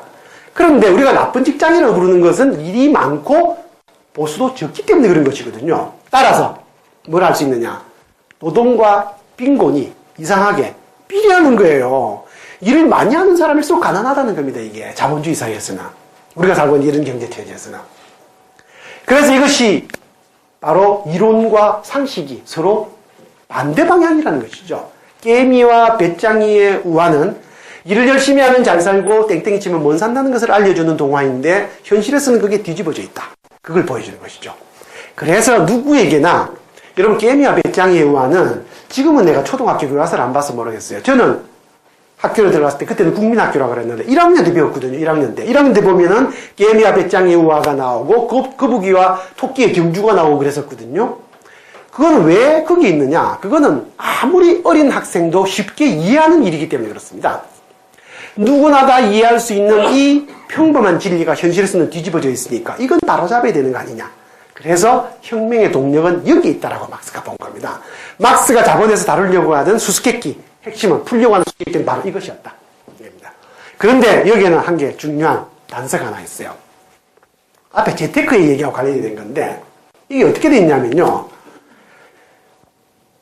임금이라고 하는 것이 이 고전경제학이 현실과 불일치하는 이유를 설명하는 겁니다. 고전경제학은 모든 부가 인간의 노동에서 나온다라고 얘기한 다음에 그런데 일을 열심히 하는 사람이 더 가난한 이유에 대해서는 입을 다물었어요. 그걸 뭐라고 얘기하느냐. 그건 마치 하느님의 섭리와 마찬가지로 시장에서 알아서 하는 것이다. 시장에서. 인비저블 핸드, 보이지 않는 손에 의해서. 그렇게 얘기를 했거든요. 그래서 이건 조화로운 그냥 결과물이다. 이렇게 설명을 했는데 막스가 여기에 대해서 뭘 의문을 가졌었느냐 하면 이상하다는 겁니다. 사실은 제가 경제학에 대해서 의문을 갖게 된 중요한 동기이기도 해요. 여러분 우리가 봉급에 제일 관심이 많잖아요. 봉급. 그런데 봉급을 좀 자세히 보면요. 노동자들한테 물어봅니다. 당신은 봉급 얼마 정도 받았으면 좋겠습니까?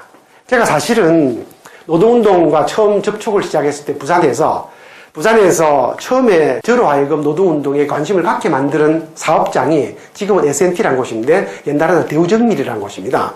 그 노동자를 잘 싸웠어요. 아주 좋은 활동가들이 많고.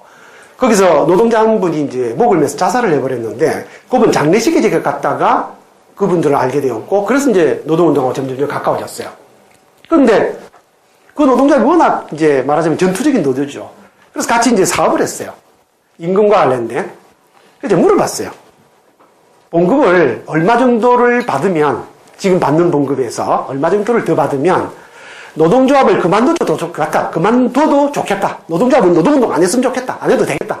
라고 생각하겠느냐고 제가 물어본 적이 있었습니다. 그때 그 물어보니까 얼마를 달라고 했느냐면요. 그 당시 그 노동자들이 자기들이 받고 있던 봉급의 10%를 자본가가 올려주게 되면 노동조합 해체에도 동의하겠다고 하는 거예요. 여러분 그 10% 얼마 정도 될까요? 지금 금속노조가 평균 연봉이 한 4천 정도 됩니다. 한 달에 300만 원 남짓 받는 거죠. 한 달에 봉급을 30만 원만 올려주게 되면 이 노동자들이, 우리나라에서 제일 잘 싸운 이 노동자들이 노동운동 안 하겠다는 거예요. 자본가들 안 싸우고 그냥 고봉급 말 잘 듣겠다는 거죠. 꼴랑 30만 원에. 꼴랑 30만 원. 그래서 내가 그랬거든요. 그래. 야, 만일에 내가 자본가인데 어느 날 요번에 그 누가 한맥증권인가 실수로 해가지고 회사가 망했잖아요. 하나. 그 물건 매도하다가 선물거래. 자, 회장님이 들어오셔가지고 실수로 공 하나 더 붙여버렸어. 30만 원이 아니라 300만 원을 내가 올려주겠다. 그러면 싫다 그럴 거야? 여러분들 회사에 들어갔는데, 자, 연봉 5천. 요새 뭐 KB 국민은행, 우리 경제가서 제일 가고 싶어 하네요. 연봉 4,500. 들어갔어요. 사인했어요. 일을 하고 있는데 어느 날 한 달쯤 됐는데 회장님이 오셨어요. 당신 누구야? 일 잘하시는군. 좋아. 다음 달부터 1억 봉급. 그러면 여러분들, 아닙니다, 회장님. 저는 4,500으로 충분합니다. 제발 이 1억이라는 봉급 받나? 그런 사람이 있겠어요? 만일 그런 얘기를 하면 옆에서 뭐라 그랬습니까? 너 돌았냐? 안 그러겠어요, 여러분들? 여러분, 임금은 적정한 임금이라는 게 없습니다. 봉급은 많을수록 좋죠. 1억, 2억? 주는 대로 줘봐 다 받을 테니까. 안 그렇겠습니까? 그게 임금입니다. 그런데 자본가들 입장에서는 어떨까요? 임금이란 게 바로 자본가에게는 비용이거든요. 비용이 많이 나가게 되면 자본가의 수익이 줍니다. 당연히 봉급을 줄이려고 하죠. 그래서 임금이라고 하는 동일한 경제적인 항목을 놓고 노동자의 이해와 자본가의 이해가 전혀 다르다는 것을 금방 알 수 있습니다. 여러분 여기서 우리가 한 단계만 더 추론을 해본다 그러면 깨미가 뭔사는 이유가 왜 그럴까요? 배짱이가 깨미에게 임금을 적게 주려고 하기 때문에 그런 것이고, 깨미의 불행이 배짱이의 행복이 되는 원리가 경제학 안에 담겨있기 때문에 그런 겁니다. 경제학은 두 가지입니다. 그래서 막스는 경제학이 두 가지라는 것을 명확하게 얘기했던 최초의 사람이에요. 노동자들에게 그렇게 얘기를 한 겁니다. 당신들이 지금까지 배워왔던 경제학은 자본가 경제학이다. 당신들을 위한 경제학은 따로 있다. 전혀 반대되는 관점으로. 여러분, 우리가 왜 이명박 대통령이 사기치는 것을 몰랐을까요? 그 이유는 그분이 말씀하신 경제학의 원리가 우리가 배운 경제학의 원리였고, 우리가 보기에는 그분이 말씀하시는 게 맞기 때문에 그랬던 겁니다. 그분은 기업이 잘 되어야 노동자가 잘 산다고 그랬거든요. 그런데 기업과 노동자는 정확하게 노동자에게 봉급을 적게 줄수록 기업이 잘 되는 겁니다. 그러니까 노동자의 이해가 보다 더 침해를 많이 당하고 노동자의 이해가 보다 많이 희생이 되어야만 기업이 잘 되는 것이죠. 그래서 그분이 말씀하신 그 경제학이 자본가의 경제학이라는 것을 우리가 알았다면 그렇게 선거에서 허무하게 되지는 않았을 것이라는 겁니다. 이번 선거도 마찬가지지만. 그래서 경제학이 두 개라는 것을 막스가 명확하게 일러주고, 그 깨미들의 경제학을 가지고 혁명의 동력을 만들어보자라고 막스가 제안했던 겁니다. 이게 바로 그래서 이 자본이라는 책이 뚜껑을 열어서는 안 되는 판도라의 상자와 같은 금기시해야 될 책이었다. 그럽니다. 자, 이 내용은 이제 우리가 다음 시간에 자세히 하게 될 거예요. 우선 저름이 하나 담겨 있고 또 한 가지가 담겨 있어요. 여러분, 답이 딱 정해져 있습니다. 답이 정해져 있고 지금 우리가 방금 배운 거죠. 자본가를 위한 경제학이 아니라 우리를 위한 경제학. 따라서 자본가의 경제학이 좀 희생되거나 양보를 해줘야 우리 경제학이 살아나는 것이니까 이게 바로 세상을 변혁시키는 답이다라는 걸 우리가 알게 되었는데, 여러분, 이 답은 다음 시간에 좀 더 명확한 형태로 알게 되는데 매우 쉬운 거예요. 그런데 안 됩니다. 세상을 바꾸는 거는 참 어려워요. 여러분, 제가 대학을 다니고 있을 때 저희 어머님 시골에서 저를 보냈을 거 아닙니까? 어머님이 시골에서 저를 보내고 나서 방학 때 제가 이제 미리 전화도 드리고 내려가게 하는데, 혹시 제가 방학 때 안 내려오면 제일 걱정하시는 게 뭐냐면, 이놈이 학교 다닐 때부터 계속 삐딱한 생각을 많이 했던 놈인데 틀림없이 운동권서 그래 들어가 있을 것이고, 따라서 이것이 방학 동안에 무슨 사건을 저질러가지고 그 걱정입니다. 그래서 제가 가끔 전화를 좀 게을리하거나 이렇게 하면 전화해가지고 니 지금 어디 데모 같은 데 간 거 아니가? 나 물어봅니다. 뭐 어떡하겠어요? 안 갔습니다 라고 얘기는 하겠지만 어쨌든 예, 그런 거예요. 이게 뭐냐면 어머님이 보신 역사에서는 세상이 안 바뀐다는 것을 경험적으로 배우신 거예요. 우리는 세상이 뜻대로 안 된다는 것을 압니다. 그죠? 세상은 안 바뀌어요. 그래서 이런 영화도 있습니다. 전두환을 이제 흉적이다라고 생각을 해서 광주 학살의 주범이니까 거기서 학살의 피해를 입었던 광주 가족들이 모여가지고 26년 동안 갈고 닦아가지고 드디어 연희동에 전두환을 암살하러 갔는데 웬걸요 실패하고 말거든요. 그런데 이게 현실입니다. 여러분 레미제라블에서 그 천진난만하던 소년이 총을 맞아 죽습니다. 그리고 그 소년과 함께 그 붉은 정말 순수한 마음을 가지고 있던 그 바리케이트 앞에 있던 모든 젊은이들이 다 시신으로 벗기면서 다 죽죠. 그런데 세상은 하나도 바뀌지 않아요. 여러분 이게 세상입니다. 그래서 우리가 절망을 하죠. 절망을. 뭘 할 수 있느냐? 세상은 뜻대로 되지 않아. 뜻대로. 이건 뭘 얘기하는 것이냐면 막스가 자본을 통해서 노동자들에게 일러줬던 앞의 얘기보다 훨씬 중요한 얘기. 세상의 변화가 뜻대로 되는 것이 아니라는 것, 이것을 노동자들에게 가르쳐주고, 그러면 죽으란 얘기냐? 가만 참고. 그 얘기가 아니고, 세상이 뜻대로 안 되는 이유를 설명을 해준 겁니다. 그리고 그 이유를 과학적으로 우리가 지금 찾아내고 나면 세상을 바꿀 수 있는 방법을 알게 된다는 거예요. 그게 뭐냐면은, 내가 주관적으로 가지고 있는 의지와 내가 바꿔야 될 세상 사이에는 거리가 존재한다. 거리가. 일정한 간격이 존재한다는 겁니다. 이 간격이 존재한다는 것을 먼저 인식을 하고 이 간격을 어떻게 좁힐까를 고민을 하면 방법이 있고 그 방법을 따라서 실천을 하면 세상이 바뀐다는 겁니다. 이게 그렇게 있는 거예요. 간격에 대한. 그러면 이 간격을 얼마 정도 떨어져 있는지 그리고 그것을 좁히기 위해서는 어떤 것이 필요한 건지 그 구조를, 간격의 구조를 우리가 파악을 해야 되겠죠.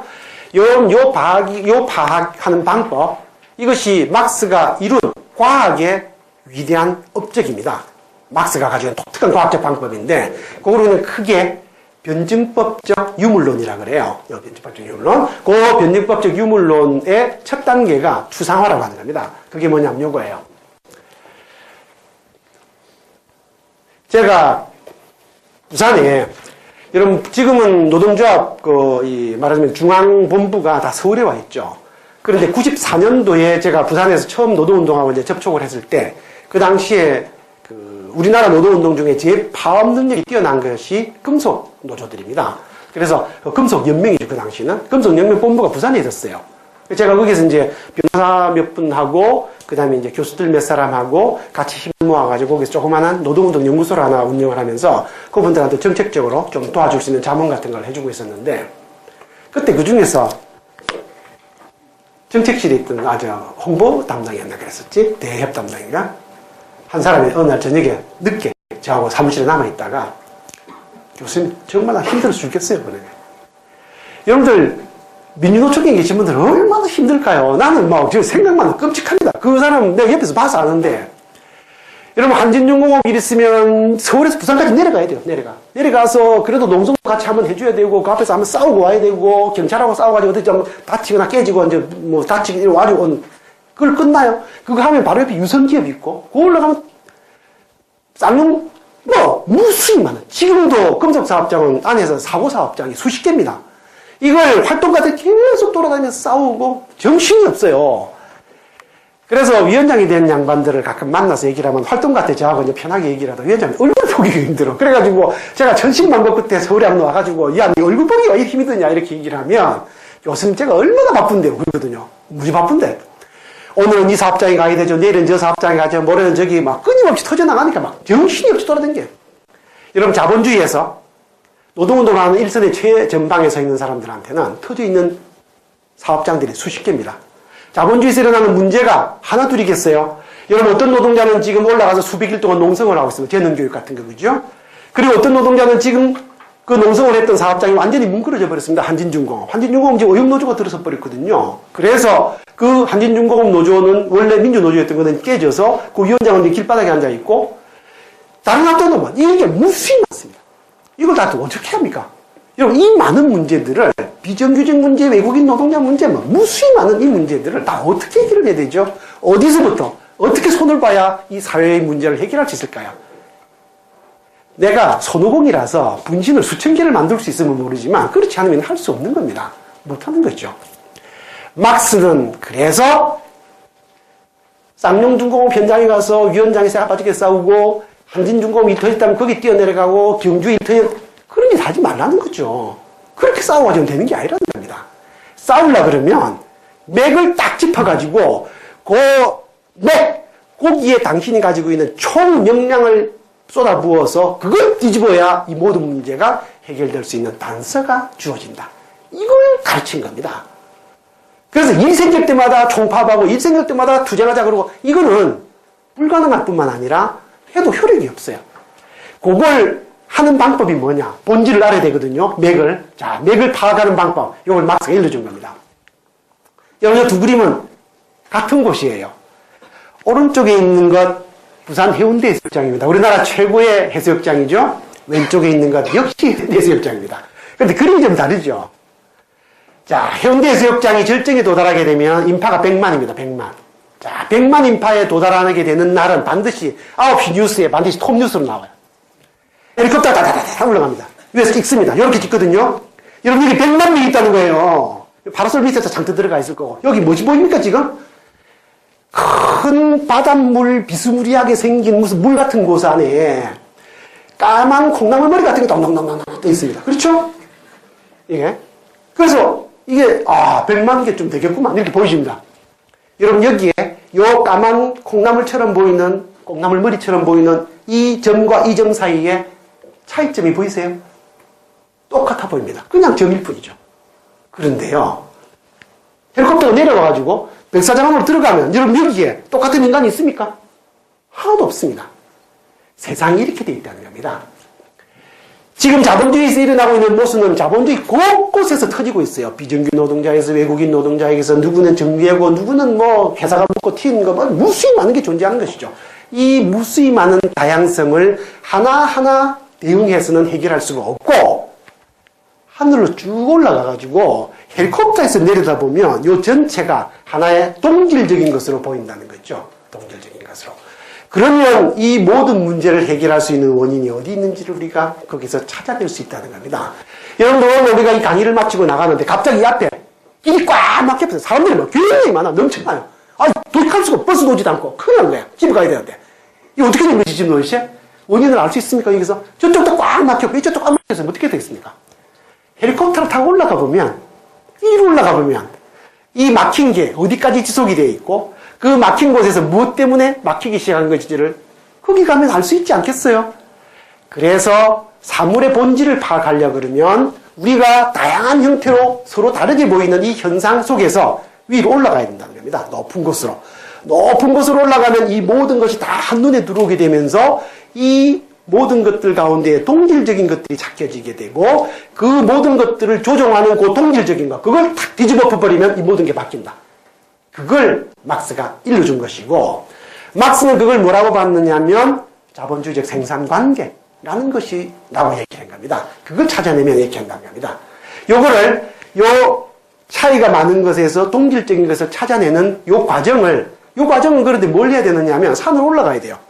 요 산은 진짜 산으로 가는 게 아니고 우리 요 현상 속에서 서로 다른 차이점들을 솎아내면서 같은 걸 찾아내는 과정인데 이거를 논리적인 추론 가족으로 할 수가 있습니다. 그거를 추상화라고 그래요. 추상화.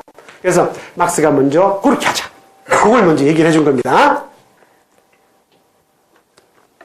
그러니까 한 사람 한 사람 각 개개인에 닿고 지금 현재 부딪혀 있는 어려운 문제들을 하나하나 해결하려고 해서는 안 되고 이 개개인들이 그런 어려움에 봉착하게 만든 공통된 무슨 요인이 하나가 있고 그 놈을 바꾸면 요 개인들이 부딪혀 있는 모든 문제가 한꺼번에 해결이 날 수가 있다.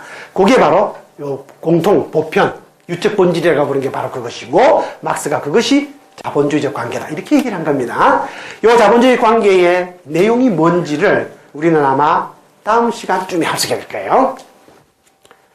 자, 그 다음에 그러면 일단 그 본질이 뭔지를 알고 나면 그 다음부터는 이제 그걸 바꿔야죠. 그 본질에 따라서. 자, 본질은 뭔지 알았어요. 그러면 내가 가지고 있는 의지와 바뀌지 않는 세상 사이의 이 거리를 내가 분명히 파악을 한 겁니다. 자, 파악을 했다 그러면 여기서 거기까지 이제 조금씩 세상을 바꿔야 돼요. 세상이 어떻게 바뀌느냐? 아까 잠깐 내가 모두에 말씀드렸어요. 세상은 사람들로 이루어져 있습니다. 그런데 요 인간이라고 하는 것이 뭐냐면 생물체예요. 이 생물체는 특징이 뭐냐면 본인이 원하든 원하지 않든 태어나서 점점점 가만히 내버려둬도 자랍니다, 이게. 그리고 가만히 내버려두면 결국 늙어 죽어요.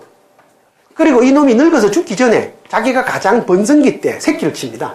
그리고 그 놈이 또 그 밑에서 자라요. 그래서 이 인간이 사라지고 나면 그 다음 인간이 다시 또 크게 되고 그 놈이 또 새끼를 치고 이런 식으로 쭉 세상이 바뀌게 되는 것이죠. 세상이 이렇게 그거를 계기적이라 그럽니다. 계기적. 이어지는 것이라 석세시브하게 바뀌는 것이다. 이렇게 얘기를 한 것이죠. 그런데 이 석세시브하게 바뀌는 것을 자세히 보게 되면 모든 개체가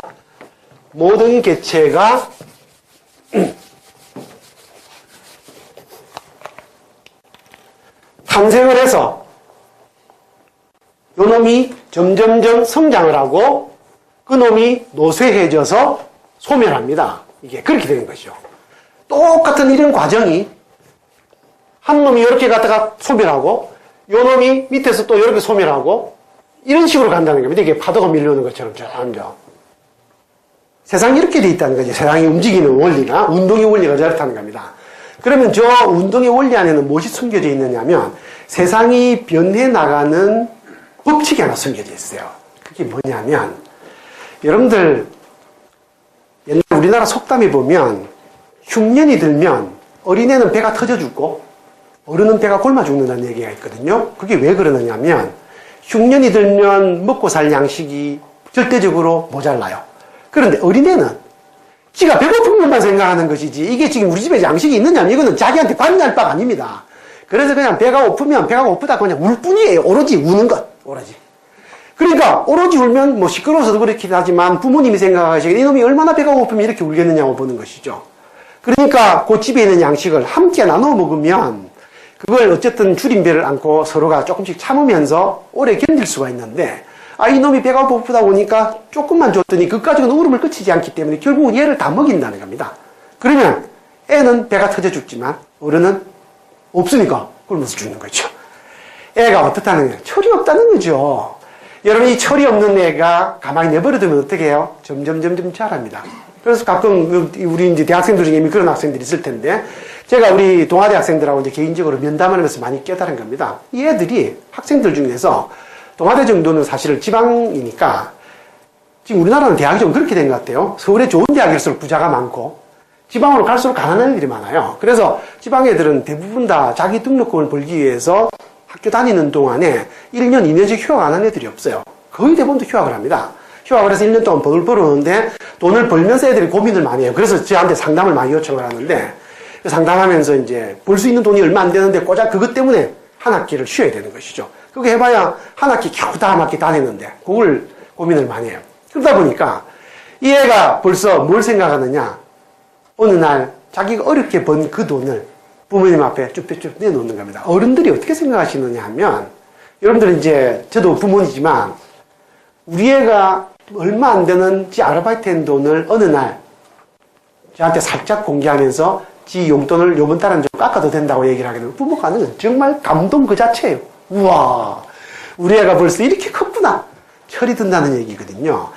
이 모든 삼라만상의 모든 생물체는 성숙해지는 점점 자라면서 발전을 해갑니다. 발전을. 보다 나은 방향으로 나아가는 거예요. 보다 나은. 성숙의 법칙이 있어요. 그래서 1이 2가 되고 2가 3이 됩니다. 우리 인간으로 보면 이런 겁니다. 여러분들. 우리가 어릴 때 그냥 독립된 개체로 살 때는 한 사람 한 사람씩 일로 살죠. 그러다가 사랑하는 사람을 만나게 되면 사랑이라는 걸 깨닫게 됩니다. 인간과의 관계 속에서 사랑이라는 게 있다는 것을 알게 되고 그 사랑 때문에 연애를 해서 결혼을 해요. 2가 되죠? 그런데 좋다고 결혼을 했는데 막상 살아보니까 이 인간이 아니야. 내가 생각했던 거하고. 좀 뭔가 많이 달라. 그래서 둘이서 티격태격 싸웁니다. 요 티격태격 싸우는 것을 계속 끌고 가게 되면 이건 결국 이혼하든가 무슨 파탄이 나는 거예요. 그런데 이 둘이 티격태격 싸우면서 이혼 직전까지 갔을 때 극적인 사건이 하나 발생을 합니다. 아기가 나타나는 거예요. 여러분, 아기는 두 사람의 사랑의 결실이죠. 1과 1이 만나서 만들어낸 사랑의 결실 뒤에 3의 것이어서 아기가 있으면 이 두 사람 사이의 갈등과 차이와 모든 문제점은 아이로 인해서 해소가 돼버려요. 그래서 결국은 부부가 해로하는 겁니다. 그때까지. 모든 부부는 대부분 다 중간에 약간의 갈등을 겪게 되지만 결국 이게 바로 1과 2가 3이 되는. 그래서 세상은 이렇게 쭉 지나가는 것이어서 어린이한테 우리가 그렇게 얘기하는 겁니다. 이놈아, 부모님이 없으면 네가 있었겠냐? 우리가 과거가 없이는 절대 현재가 없는 것이죠. 모든 현재는 과거의 산물이에요. 그래서 세상의 발전은 이처럼 성숙의 법칙을 따라서만 이루어지는 것이다. 여러분, 세상의 변화는 정확하게 보면요, 우리가 예를 든다 그러면 강물이 흐름을 바꾸는 것하고 아주 흡사해요. 여러분, 우리가 여기서부터 강물이 변화 이미 꺾었다는 것을 알지만 이 방향이 바뀐 것을 아는 사람은 여기 사람밖에 없어요. 이 사람만 방향이 꺾인 걸 합니다. 그리고 이 사람만 방향이 꺾인 걸 알 뿐이에요. 나머지 사람들 어떻게? 나머지 사람들은 자기가 오던 방향으로 계속 가도 아무 문제가 없어요. 그러니까 세상이 안 바뀌었다고 믿는 것이죠. 그런데 이 변화는 이런 사람이 한 사람에서 두 사람, 세 사람, 네 사람 늘어나고 이 사람이 한 사람, 두 사람, 세 사람 늘어나면서 이게 점점 많아져가지고 드디어 절반 이상이 바뀐 것을 깨달았을 때 그때 세상이 바뀌는 겁니다. 세상이 이처럼 바뀌는 것은 매우 느리고 과거의 변화가 조금씩 쌓여서 변화가 이루어지는 것이라는 겁니다. 이 얘기는 달리 얘기해서 막스가 공산당선에서 그 얘기를 한 적이 있어요. 노동자들이 싸우는 자본가들에 대한 싸움은 무수히 많이 발생하지만 우연한 경우를 제외하고는 그리고 일시적인 경우를 제외하고는 결코 이기는 법이 없다. 이 싸움은 절대 성공할 수 없는 싸움이에요. 이 성공할 수 없는 싸움이 조금씩 쌓여서 어느 날 바뀌는 겁니다. 어느 날. 그래서 막스가 프랑스 내전이라는 책 앞에서 제일 앞에 인용해 놓은 게 하나 있는데 역사는 반복된다. 한 번은 비극으로 한 번은 희극으로 하는 말이 있거든요. 여러분 이 얘기가 원래 원전의 얘기로는 뭘 의미하는 것이냐면 가까이에서는 비극이지만 멀리에서는 희극이라는 뜻입니다.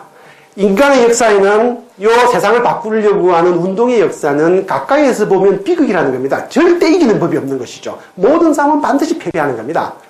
기득권자들한테 절대 이길 수가 없어요. 기득권자들이 지면 세상이 바뀐 거예요. 기득권자들이 계속 이기고 있는 동안 세상이 조금씩 바뀌는 거고 그 바뀌는 것이 결국 모든 것이 언젠가는 노쇠할 수밖에 없듯이 반드시 노쇠하는 시기가 오고 그 노쇠하는 시기를 대체하는 새로운 힘은 이미 그 밑에서 계속 패배를 거듭하면서 자라오던 그것이 바꾸는 겁니다.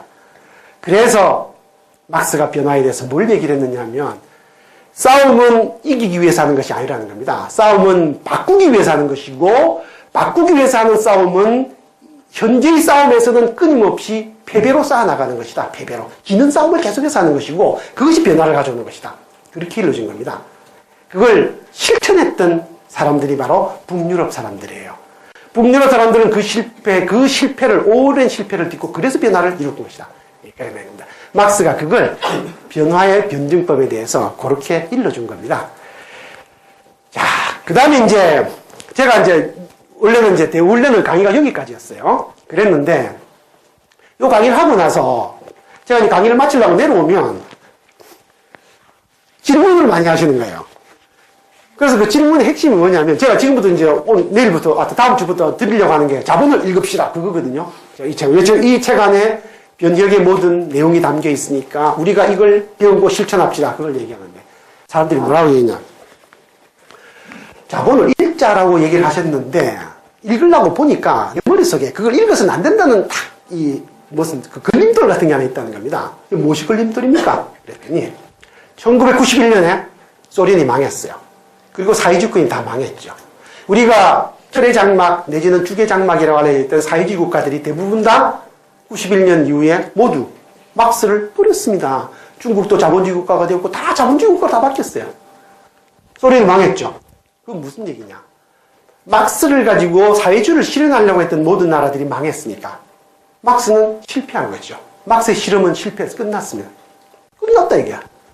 그래서 사람들은 어떻게 했느냐. 이제 막스가 끝났으니까. 막스가 사회체제를 문제로 삼던 사람인데 사회체제를 문제로 삼는 것 자체가 틀렸으니까 이제는 사회체제를 문제로 삼지 말고 이제는 그냥 일상적으로 살아가는 술이나 먹는 얘기나 하자. 이렇게 된 겁니다. 그게 포스트 모던이라고 하는 거예요. 탈근대라고 부르죠. 막스가 바로 근대의 상징이거든요. 그랬는데 2008년도에 공황이 발발했습니다. 공황이 발발하니까 공황은 이 포스트 모던에서 얘기하던 이런 술 먹는 얘기 가지고는, 음식 먹는 얘기 가지고는, 옷 입는 얘기 가지고는 이걸로 설명이 안 되는 거거든요. 이거는 사회 체제의 잘못이거든요.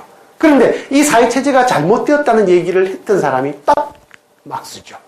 그래서 막스를 도로 불려드렸습니다. 막스는 도로 돌아온 거예요. 그러니까 지금 막스를 일자라고 얘기를 하거든요. 일본에서도 중국에서도 독일에서도 유럽에서도 다 막스 일자 그러는 거예요. 그런데 옛날에 사라진 막스가 있고 돌아온 막스. 도대체 이 두 개의 막스가 어느 놈이 진짜냐는 겁니다. 한 놈은 분명히 실패해서 사라진 막스고 한 명은 또 분명히 성공해서 다시 돌아온 막스인데 이 두 개의 막스가 헷갈리는 거죠, 사람들에게. 그래서 이 부분에는 설명을 조금 드려야 될 것 같아요. 그래야 앞으로 우리가 다음 시간부터 하게 될 것에 대해서 여러분들이 의구심을 품지 않을 것 같아서 미리 말씀드리는데 요 두 개의 막스는 다릅니다. 전혀 다른 막스예요. 앞에 막스, 실패한 막스는 막스가 아닙니다, 사실은. 정확하게 말하면 막스 레닌주의라고 하는 거예요. 그거는 진짜 막스하고 달라요. 진짜 막스를 왜곡시키거나 진짜 막스를 변형시킨 겁니다. 돌아온 막스는 막스 안에 담겨 있긴 한데 아직까지 우리가 막스에게서 완전히 읽어내지 못한 부분, 그게 이 안에 담겨 있어요. 그러니까 실패한 막스는 과거의 막스이고 그 과거의 막스는 진짜 막스가 아닌 셈이고 2008년에 돌아온 막스는 이게 막스 안에 진짜 막스였는데 이 진짜 막스는 아직까지 제대로 읽히지 않은 막스다. 막스는 답은 있는데. 그래서 과거의 막스와 미래의 막스가 다르고 이 두 개의 관계가 어떻게 된 영문인지를 나중에 제가 설명을 드릴 겁니다. 언제서 드리냐면 우리가 제일 마지막 시간에 이걸 해야 돼요. 막스가 지향하던 사회가 어떤 사회인지를 우리가 알아야 되기 때문에 그때 이 얘기를 해야 됩니다. 그래서 미리 말씀을 드리면 진짜 막스와 왜곡시킨 막스 사이의 결정적인 차이점은 생산력과 민주주의라는 겁니다. 이 두 가지가 왜 막스 논지의 핵심이냐는 다음 시간부터 제가 설명할게요. 다음 시간, 그 다음 시간에 집중적으로 설명이 될 거예요. 예? 그래서 실패의 원인과 귀환의 원인이 동일하고 이 자세한 내용은 마지막 강의에서 제가 설명을 드릴 겁니다. 예? 그래서 요거는 내용은 마지막 수업에서 얘기를 할 거고 단지 이 두 개가 다르다. 그렇기 때문에 우리가 오늘 막스를 읽을 필요가 있다. 여기까지만 오늘은 말씀을 드리겠습니다. 그런데 이제 여러분 오늘 수업은 이제 5주 중에 첫 주인데 아직 4주가 남았잖아요. 오늘 이제 돌아가시게 되면 가능하면 4주를 다 들어오시도록 꼭 권하고 이 4주를 들어오시면서 여러분들이 풀어야 될 숙제가 있습니다. 숙제가. 제가 숙제를 내드리겠어요. 숙제가 두 가지입니다.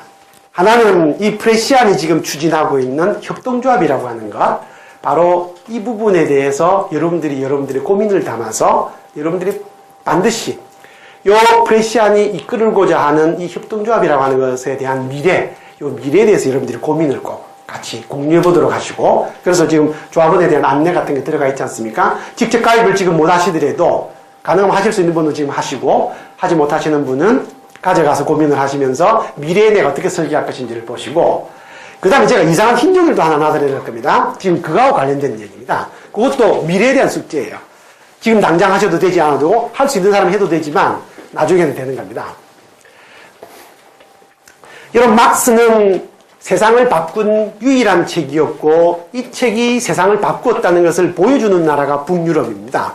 그런데 우리는 세상이 바뀌지 않은 미국과 일본을 꼭 닮아있는 2만 불짜리 나라이고 미국과 일본은 4만 불짜리인데 우리는 그래서 앞으로 이 상태로 가게 되면 미국과 일본을 그대로 닮을 가능성이 큰 것이죠. 독일과 스웨덴처럼 되는 것이 아니라 우리가 이런 삶을 선택하지 않으려 그러면 막스의 자본에 담겨있는 유산을 정확하게 이어받아서 여러분들이 바로 우리 사회에서 이 땅에서 막스의 실천적 교훈을 실천해야 되는 세대입니다. 여러분들이. 자, 여러분들이 이걸 해야 되는데 문제가 하나 있어요. 이게 바로 앞에서 얘기했던 거하고 또 관련이 있는데 막스를 일자라고 했는데 진짜 막스가 우리나라에는 한 번도 소개된 적이 없습니다. 여러분, 사실은. 책이 제가 번역했다는 책조차도 문제가 있는 책이에요. 그래서 막스는 우리나라에 진본이 한 번도 소개된 적이 없어서 그걸 제가 말씀을 좀 드리려고 합니다. 여러분, 막스 엥겔스가 남겨놓은 유고는 굉장히 많은 분량으로 남아 있었습니다. 그 방대한 분량의 유고는 막스가 죽으면서 자신의 유언 집행인으로 엥겔스를 지목을 했고 그 엥겔스가 당시에 막스를 모시고 있던 셋째 딸 엘리아나와 함께 그 유고를 정리를 해서 둘이서 각각 반분해서 가지고 있다가 엥겔스가 죽으면서 엥겔스의 유고를 일부는 막스의 첫째 딸의 딸, 그러니까 손녀죠. 손녀가 이 부분을 일부를 가져가고 나머지는 독일 3인당이 가져가게 됩니다. 그러면서 이 원고가 유럽 각국으로 흩어졌어요. 이 원고에 대해서 관심을 가졌던 것이 1917년이었는데, 1913년이었는데, 왜 그러냐면, 막스가 1818년에 태어났거든요. 1913년 정도가 되면 이미 유럽에서 막스를 따르던 삼인주의 정당, 막스주의 정당들은 대부분 다 상당히 강력한 대중정당으로 성장해졌어요. 그래서 사회를 이미 변혁시키기 시작하고 있었던 겁니다. 이 사람들이 생각하기에 100년 동안 싸워도 안 되는 것을 막스 때문에 수십 년 만에 이걸 성공을 했었으니까 막스라는 사람이 얼마나 우리에게 중요한 지적 자산을 줬는지를 이 사람들이 알고 있는 거죠. 그런데 막스가 했던 이 지적 자산을 온전하게 전집으로 발간하는 일이 아직까지 이루어지지 않았던 겁니다. 그래서 이 사람들이 전집을 발간하자고 얘기를 하게 됩니다. 막스 탄생 100주년, 1918년을 계기로 해서 지구상의 현재 막스 엥겔스와 관련된 전집, 이 엥겔스라는 사람이 자꾸 나와서 이상하게 생각하실지 모르겠는데, 엥겔스는 막스와 분신과 같은 사람입니다. 그래서 모든 글을 함께 나누어 읽었고, 함께 글을 썼고, 더더구나 제일 중요한 거는 막스는 평생 동안 백수였어요. 이 백수를 먹여 살리는 사람이 바로 엥겔스입니다. 그래서 막스와 엥겔스 사이에는 말할 수 없는 우정, 동양의 관포주기에 버금가는 서양의 대표적인 우정으로 우리가 알려져 있고, 이 두 사람 간의 관계는 독특한 관계예요. 엥겔스가 나이가 좀 어린데 그래도 두 사람 사이에는 동지이면서 친구이자 평생의 반려나 다름없는 관계였고, 그래서 이 두 사람이 쓴 글이 함께 이렇게 전집을 됩니다. 막스 엥겔스 전집은 현재 역사상으로 제일 첫 번째 게 제1소치데니아라고 하는 겁니다. 이게 1928년에 시작이 됐어요. 28년부터 47년. 그러니까 이미 스탈린 치하에서 시작이 된 것이죠. 제2소치데니아라고 하는 것이 나중에 스탈린 사후에 이걸 보존하기 위해서, 이걸 좀 더 이렇게 보완하기 위해서 37권짜리로 다시 만들어졌어요. 그리고 거기에서 누락된 것들을 11권을 보충을 해서 넣었는데, 요 제1소치데니아, 제2소치데니아는 전부 러시아판입니다. 러시아판. 북한본이 있거든요. 북한에서 막스 엥겔스 책이 1950년대 초반까지, 1950년대 후반이 되면 북한은 이미 주체사상으로 바뀌기 때문에 막스 엥겔스가 더 이상 등장하지 않습니다. 모든 곳에서. 그런데 그 이전까지는 막스 엥겔스가 여전히 그 북한 사회에서 중요했기 때문에 북한 사회에서 일부 막스 엥겔스를 이제 번역한 책인데, 그게 다 요 소치데니아, 제2소치데니아를 대본을 한 겁니다, 이게. 그랬는데, 제1소치데니아를. 요게 이제 전부 러시아본으로 되어 있으니까, 막스는 독일 사람이잖아요. 그래서 독일어로 원래 원고를 썼던 걸 러시아로 옮긴 거니까 이거 웃기는 거죠. 그래서 동독 사람들이, 야, 이거 수치스럽다. 그래서 자기들이 독일어로 이걸 편집을 합니다. 그래서 제2소치데니아를 독일어로 편집한 것이 막스 엥겔스 베르케라고 하는 것이고, 아까 제가 번역한 자본이 바로 그 책입니다. 이게 대본인데, 여기 43권으로 보충본 2권을 합쳐서 총 45권으로 이루어져 있어요. 근데 문제가, 요 제1소치데니아가 스탈린주의에 정치적으로 오염이 되어 있었습니다. 이 오염이 되어 있었다는 것은 뭐냐면, 스탈린주의가 앞에 말했던 막스 레닌주의의 계승자거든요. 그러니까 막스 레닌 스탈린주의인 셈인데, 요 막스 레닌 스탈린주의가 제가 조금 전에 잠깐 언급했듯이 원래의 막스하고 틀립니다. 이걸 변형시키고 왜곡시켰거든요. 그러다 보니까 막스 엥겔스 전집을 찍어내면 자기들이 틀리다는 것을 막스와 들통이 나는 것이죠. 들통이 나기 때문에 들통이 명백하게 나는 책들을 빼버립니다. 전집에서 빼버리고, 어쩔 수 없이 중요한 것이라 실긴 실어야 되는데, 그렇지만 잘못 해석될 소지가 있는 부분은 주석을 다 달았어요. 주석을 달아가지고 이게 왜 막스 레닌 스탈린주의와 관련이 있는지를 설명을 쭉 하는 책을 달아놨다 보니까 이게 정치적으로 오염이 된 책이죠. 일부 저작은 고의로 누락이 되고, 그래서 이게 문헌적인 정본이 될 수 없다라는 얘기가 계속해서 나왔습니다. 그러나 지구상의 곳곳에 막스 엥겔스의 원고가 흩어져 있고, 이 원고를 집대성해서 전집을 낸다는 것은 돈이 엄청나게 많이 드는, 노력이 많이 드는 일이에요. 이걸 수행할 수 있는 것은 국가밖에 없고, 당시에 소련만 여기에 돈을 투자를 했기 때문에 이게 정본이었습니다. 막스 엥겔스 베르케가 많은 한계점에도 불구하고. 그런데 이게 정본일 수가 없기 때문에 정본을 찍어내야 될 필요성은 이미 옛날부터 있었어요.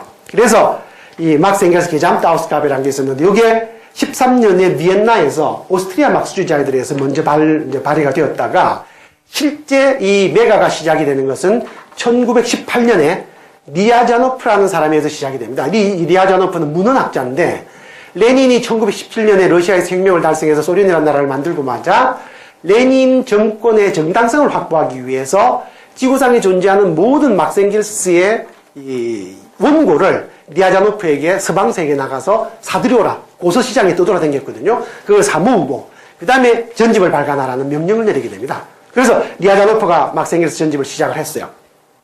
요게 9메가라고 하는 겁니다. 그런데 이 사람이 조금 12권밖에 책을 못 냈는데 스탈린이 권력을 쥐고 정적들을 숙청해 나가는 과정에서 좌파인 트로츠키와 우파인 이 북한인을 숙청해 나가는 과정에서 이 북한인과 이 사람이 연관이 많았어요. 친구였거든요. 그래서 굳게 이 사람은 사실 별로 정치적인 사람도 아닌데 그냥 숙청이 돼버렸어요. 이 사람 숙청이 되면서 이 메가잡이 중단이 돼버렸습니다. 그래서 이 MLB 이게 전집으로 보통 정본으로 알려져 있었던 거예요. 이게 중단이 되고 나서 이제 동독 지역에서 리아자노프의 이제 제자들이 스탈린이 죽고 나서 이 메가를 다시 찍어야 되겠다고 이제 주장을 하게 됩니다. 그래서 이 사람들이 얘기가 이제 받아들여져서 사실은 그때는 이미 소련도 상당히 좀 개방사회로 이미 바뀌었을 때예요. 스탈린 사후에 스탈린주의를 이제 정리를 하면서 그래가지고 이게 1975년부터 시작이 되어서 메가 작업이 시작이 됐습니다. 그런데 이게 43권까지 원래는 164권을 찍기로 예정이 되어 있었는데 43권밖에 못 찍은 상태에서 동독이 망해버린 것이죠. 망하자마자 여기에 관심을 많이 가지고 있었던 일본과 동독과 독일과 그 다음에 암스테르담 요 세 군데 학자들이 중심이 되어가지고 요 메가 작업을 이어서 계속하게 됩니다. 그래서 1990년에 국제 막생길스 재단이라는 것이 설립이 되고 이게 메가를 속한을 하기 시작했어요. 그래서 여기서는 이제 예산도 좀 적고 해서 원래 164권으로 잡았던 것을 114권으로 줄이고 작년도 말까지 현재 61권이 발간이 됐습니다.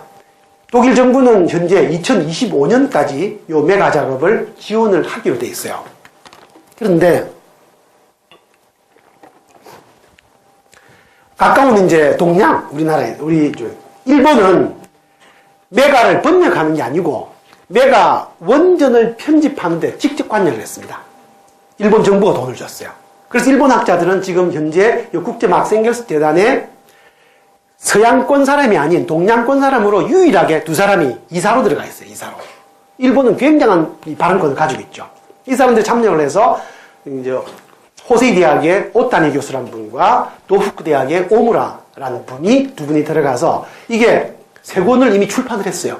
그 두 권은 지금 작업 중입니다. 그러니까 114권 중에 5권은 일본 사람이 되는 거예요. 그래서 이걸 자기들이 저펜 팀이라 그러는데 저펜 그룹에 부르는데 일본 사람들은 이미 이걸 하고 그 다음에 번역은 일본은 막생길스 전집이 굉장히 번역이 많이 됐어요.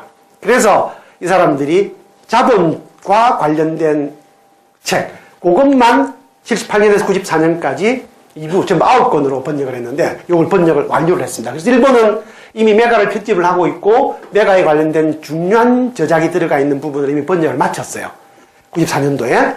중국은 사실은 사회주의 국가이면서도 치욕스럽게도 막스의 원전을 원본 독일어로 번역한 책이 한 권도 없었습니다. 전부 일본어 책을 번역을 쓰고 있었거든요. 그래서 중국이 이제 개방을 하고 나서 돈이 좀 생기고 나서 뭘 했느냐면 국립번역원이라는 것 안에서 현재 메가 중국어판 작업을 하고 있어요. 대대적인 작업을 하고 있습니다. 국가사업으로. 우리나라는 안 하고 있어요. 우리나라는 어떻게 되느냐? 우리나라는 우선 메가가 국내에 소개된 적이 없습니다. 이걸 어떻게 소개했느냐면 제가 2008년도에 독일에 가서 베를린에서 작업을 할 때 아까 웹의 그 자본 작업을 마감할 때 거기에 메가팀과 접촉을 해서 2010년도에 제가 한국에 돌아오자마자 그쪽 학자들을 몇 사람 불러가지고 국제학술대회를 중앙대학에서 했어요. 제가 학교가 동아대학이기 때문에 지방에서 하게 되면 취재를 할 수 없어서 서울에 있는 기자들이 중앙대학에 이제 강례 선생님한테 부탁을 해서 중앙대학에서 그걸 했어요. 그래서 이게 메가를 우리나라에 처음 소개를 했었고 메가 판권은 현재 국제 막생길스 재단이 가지고 있고 지적 소유권을 출판권은 아카데미 피얼락이라는 데서 가지고 있어요. 요거를 우리나라는 한 권도 번역된 적이 없어서 제가 2008년부터 교섭을 해가지고 2012년 6월 달에 재작년 6월 달이죠. 거기에서 1차 계약분을 판권을 제가 받아왔어요. 그래서 114권 중에서 3권, 책으로는 8책인데 이걸 이제 1차 계약으로 번역을 해서 지금 6사람이 번역을 하고 있습니다. 근데 이제 문제가 뭐냐면, 여러분 이 책이 수천 부, 만 부 이렇게 아까 로버트 기요사키처럼 100만 부 팔리겠어요? 이게 500부도 팔릴 가능성이 별로 없어요. 그러니 이 책을 판매해가지고는 수입이 거의 없죠. 그런데 이 책을 앞으로 2025년까지 계속할 예정이고 114권 중에서 고작 이제 3권을 번역하는 것이니까 당연히 저는 요 3권 번역 안 하면 이제 은퇴하고 끝나는 거예요. 누군가가 다음 사람이 이걸 해야 되는데 이걸 있게 하자니 어떤 재원이 필요한 겁니다. 그래서 제가 이 재원을 조달할 수 있는 장소로 동아대학교에다가 막스 앵겔스 연구소를 만들었어요. 여러분 거기 보면 막스 앵겔스 연구소에 CMS로 여러분들이 지원을 할 수 있는 약정서를 제가 드렸어요. 여러분들은 돈이 없을 거니까 여러분들이 할 수는 없을 거고 여러분들 주변에서 지금 공갈쳐서 할 수 있는 사람이 있으면 받아가지고 5주 안에 저한테 갖다 주시면 되고 여러분들이 도저히 안 되겠다. 그러면은 어디 노트 안에 잘 끼워 넣으셨다가 나중에 취직하시면 반드시 그걸 써서 동아대학교로 붙여주시면 고맙겠어요. 동아대 막스 앵겔스 연구소를 주시면 제가 메가를 찍어내면서 이 CMS 회원으로 참여했던 분들 이름을 거기 올리려고 합니다. 여러분 이것은 노동자로 살아가는 사람들이 이 세상을 정말 노동자로서 좀 더 좋은 세상으로 만들려고 그러면 반드시 필요한 책이에요. 그런데 그 책이 우리나라에 진본이 한 권도 없다는 것이 말이 되는 얘기입니까? 그래서 지금 제가 이제 은퇴하기 얼마 안 남은 사람인데 제가 은퇴하기 전에 요 첫 디딤돌을 제가 만들어 놓고 다음 사람에게 넘겨줄 모양이니까 여러분들이 그 CMS에 대한 생각을 좀 해주시고 혹시 또 중간에 큰 유산을 받거나 하시면 좀 기울여 하셔도 좋고 그 다음에는 또 한 가지 부탁했어요. 여러분 이 책을 번역할 사람이 없습니다 지금. 사실은 지금 하고 있는 사람 5사람이 다 나이가 몇 살이냐면 저 50대예요 50대. 지금 우리 거기서 제일 젊은 친구가 52인가 그래요. 사람이 없습니다. 그래서 여러분 앞으로 우리 한국 사회는 어떤 식으로 가느냐 하면 싫든 좋든 미국과 일본으로 가더라도 독일과 스웨덴에 있는 지금보다 좀 더 좋은 사회 안전망이 넓은 사회로 갈 수밖에 없어요. 그래서 여러분들이 앞으로 전공을 택하고 공부를 하실 때에 그런 영역을 좀 염두에 두고 공부를 계속해서 하시고 혹시 그 중에서 집안에 여건이 좀 되어서 공부를 계속하실 여건이 되시는 분들은 가능하면 북유럽으로 독일이나 스웨덴이나 이런 나라로 유학을 가셔서 거기서 공부를 하시면서 주 전공을 막스를 하면 돌아와서 굶어 죽는 것이 확실하니까 그건 하지 말고 부전공으로 막스를 같이 함께 하셔가지고 특히 독일어를 좀 하셔가지고 제가 하고 있는 이 메가 작업을 물려받을 다음 타자로 준비를 꼭 해줬으면 좋겠어요. 혹시 그렇게 준비하시는 분이 이 중에서 생기면 그걸 자기가 준비를 할 때 그리고 준비를 하는 과정에서 꼭 저한테 연락을 해주시기 바랍니다. 그래서 우리가 이 작업을 한국에서 부끄럽지 않은 막스 앵겔스라는 이 유산을 우리 사회 변혁의 교과서로서 남겨놓고 다음 세대에게 물려주지 않은 겁니다. 변혁은 100년, 200년 걸리는 거예요, 여러분들. 그래서 그 긴 싸움을 하려고 그러면 우선 이 싸움을 할 수 있는 무기가 있어야 되는 것이고 그 무기는 바로 제대로 된 책이 있어야 하는 겁니다. 그 책이 지금 우리한테 없는 거거든요. 이 책을 만들자는 게 바로 이거 메가 요겁니다. 그래서 제가 하는 게 이제 바로 그것이고 여러분들이 그걸 참고해 주시면 좋겠어요. 여러분 여기에 바로 메가입니다. 메가고 여기에 지금 메가 작업을 하고 있는 독일의 베를린 브란덴부르크 아카데미라는 곳입니다. 거기에서 독일 정부가 1년에 수십억씩 돈을 대가지고 지금 하고 있고 요게 막스가 남겨놓은 원고 가운데에 유명한 원고입니다. 막스의 변증법적 유물론의 요체가 들어가 있는 책이 도이체 이데올로기라는 책인데 도이체 이데올로기 안에 요런 한 페이지를 이렇게 이제 복사본을 해놨죠. 그래서 여기에 요 연구소에 들어가 보면 연구소 안에 요걸 포토카피를 떠가지고 복도에 걸어놨어요. 요런 노트에 장난도 막 해놓고 있는데 요런 걸 그대로 이제 옮겨가지고 이제 만들고 있는 것이죠. 요거를 독일의 전설에 독일을 건국한 그 영웅이 이 니벨룽의 이 보물 니벨룽겐스 리드라고 하는 것이 독일의 건국사를 그려놓은 이 전설이거든요.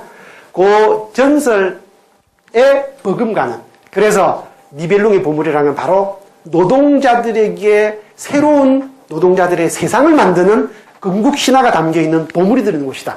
그래서 이거를 니벨룽의 보물이라고 부릅니다. 막스 앵겔스의 전집을. 여러분들이 이거를 읽고 잘 이해하셔서 가능하면 숙제를 빠른 시일 내에 달성하시도록 여러분들. 자 그렇게 하고 다음 시간에는요. 우리가 첫 번째 것 이 다수의 동력을 끌어모을 수 있는, 다수의 동력을 끌어모을 수 있는, 의지를 모을 수 있는 깨미와 배짱이의 우화에 대한 해답, 그거를 막스가 어떻게 얘기해 줬는지를 다음 시간에 해드리겠습니다. 자, 오늘 수고 많았습니다. 좀 늦었지만 감사합니다.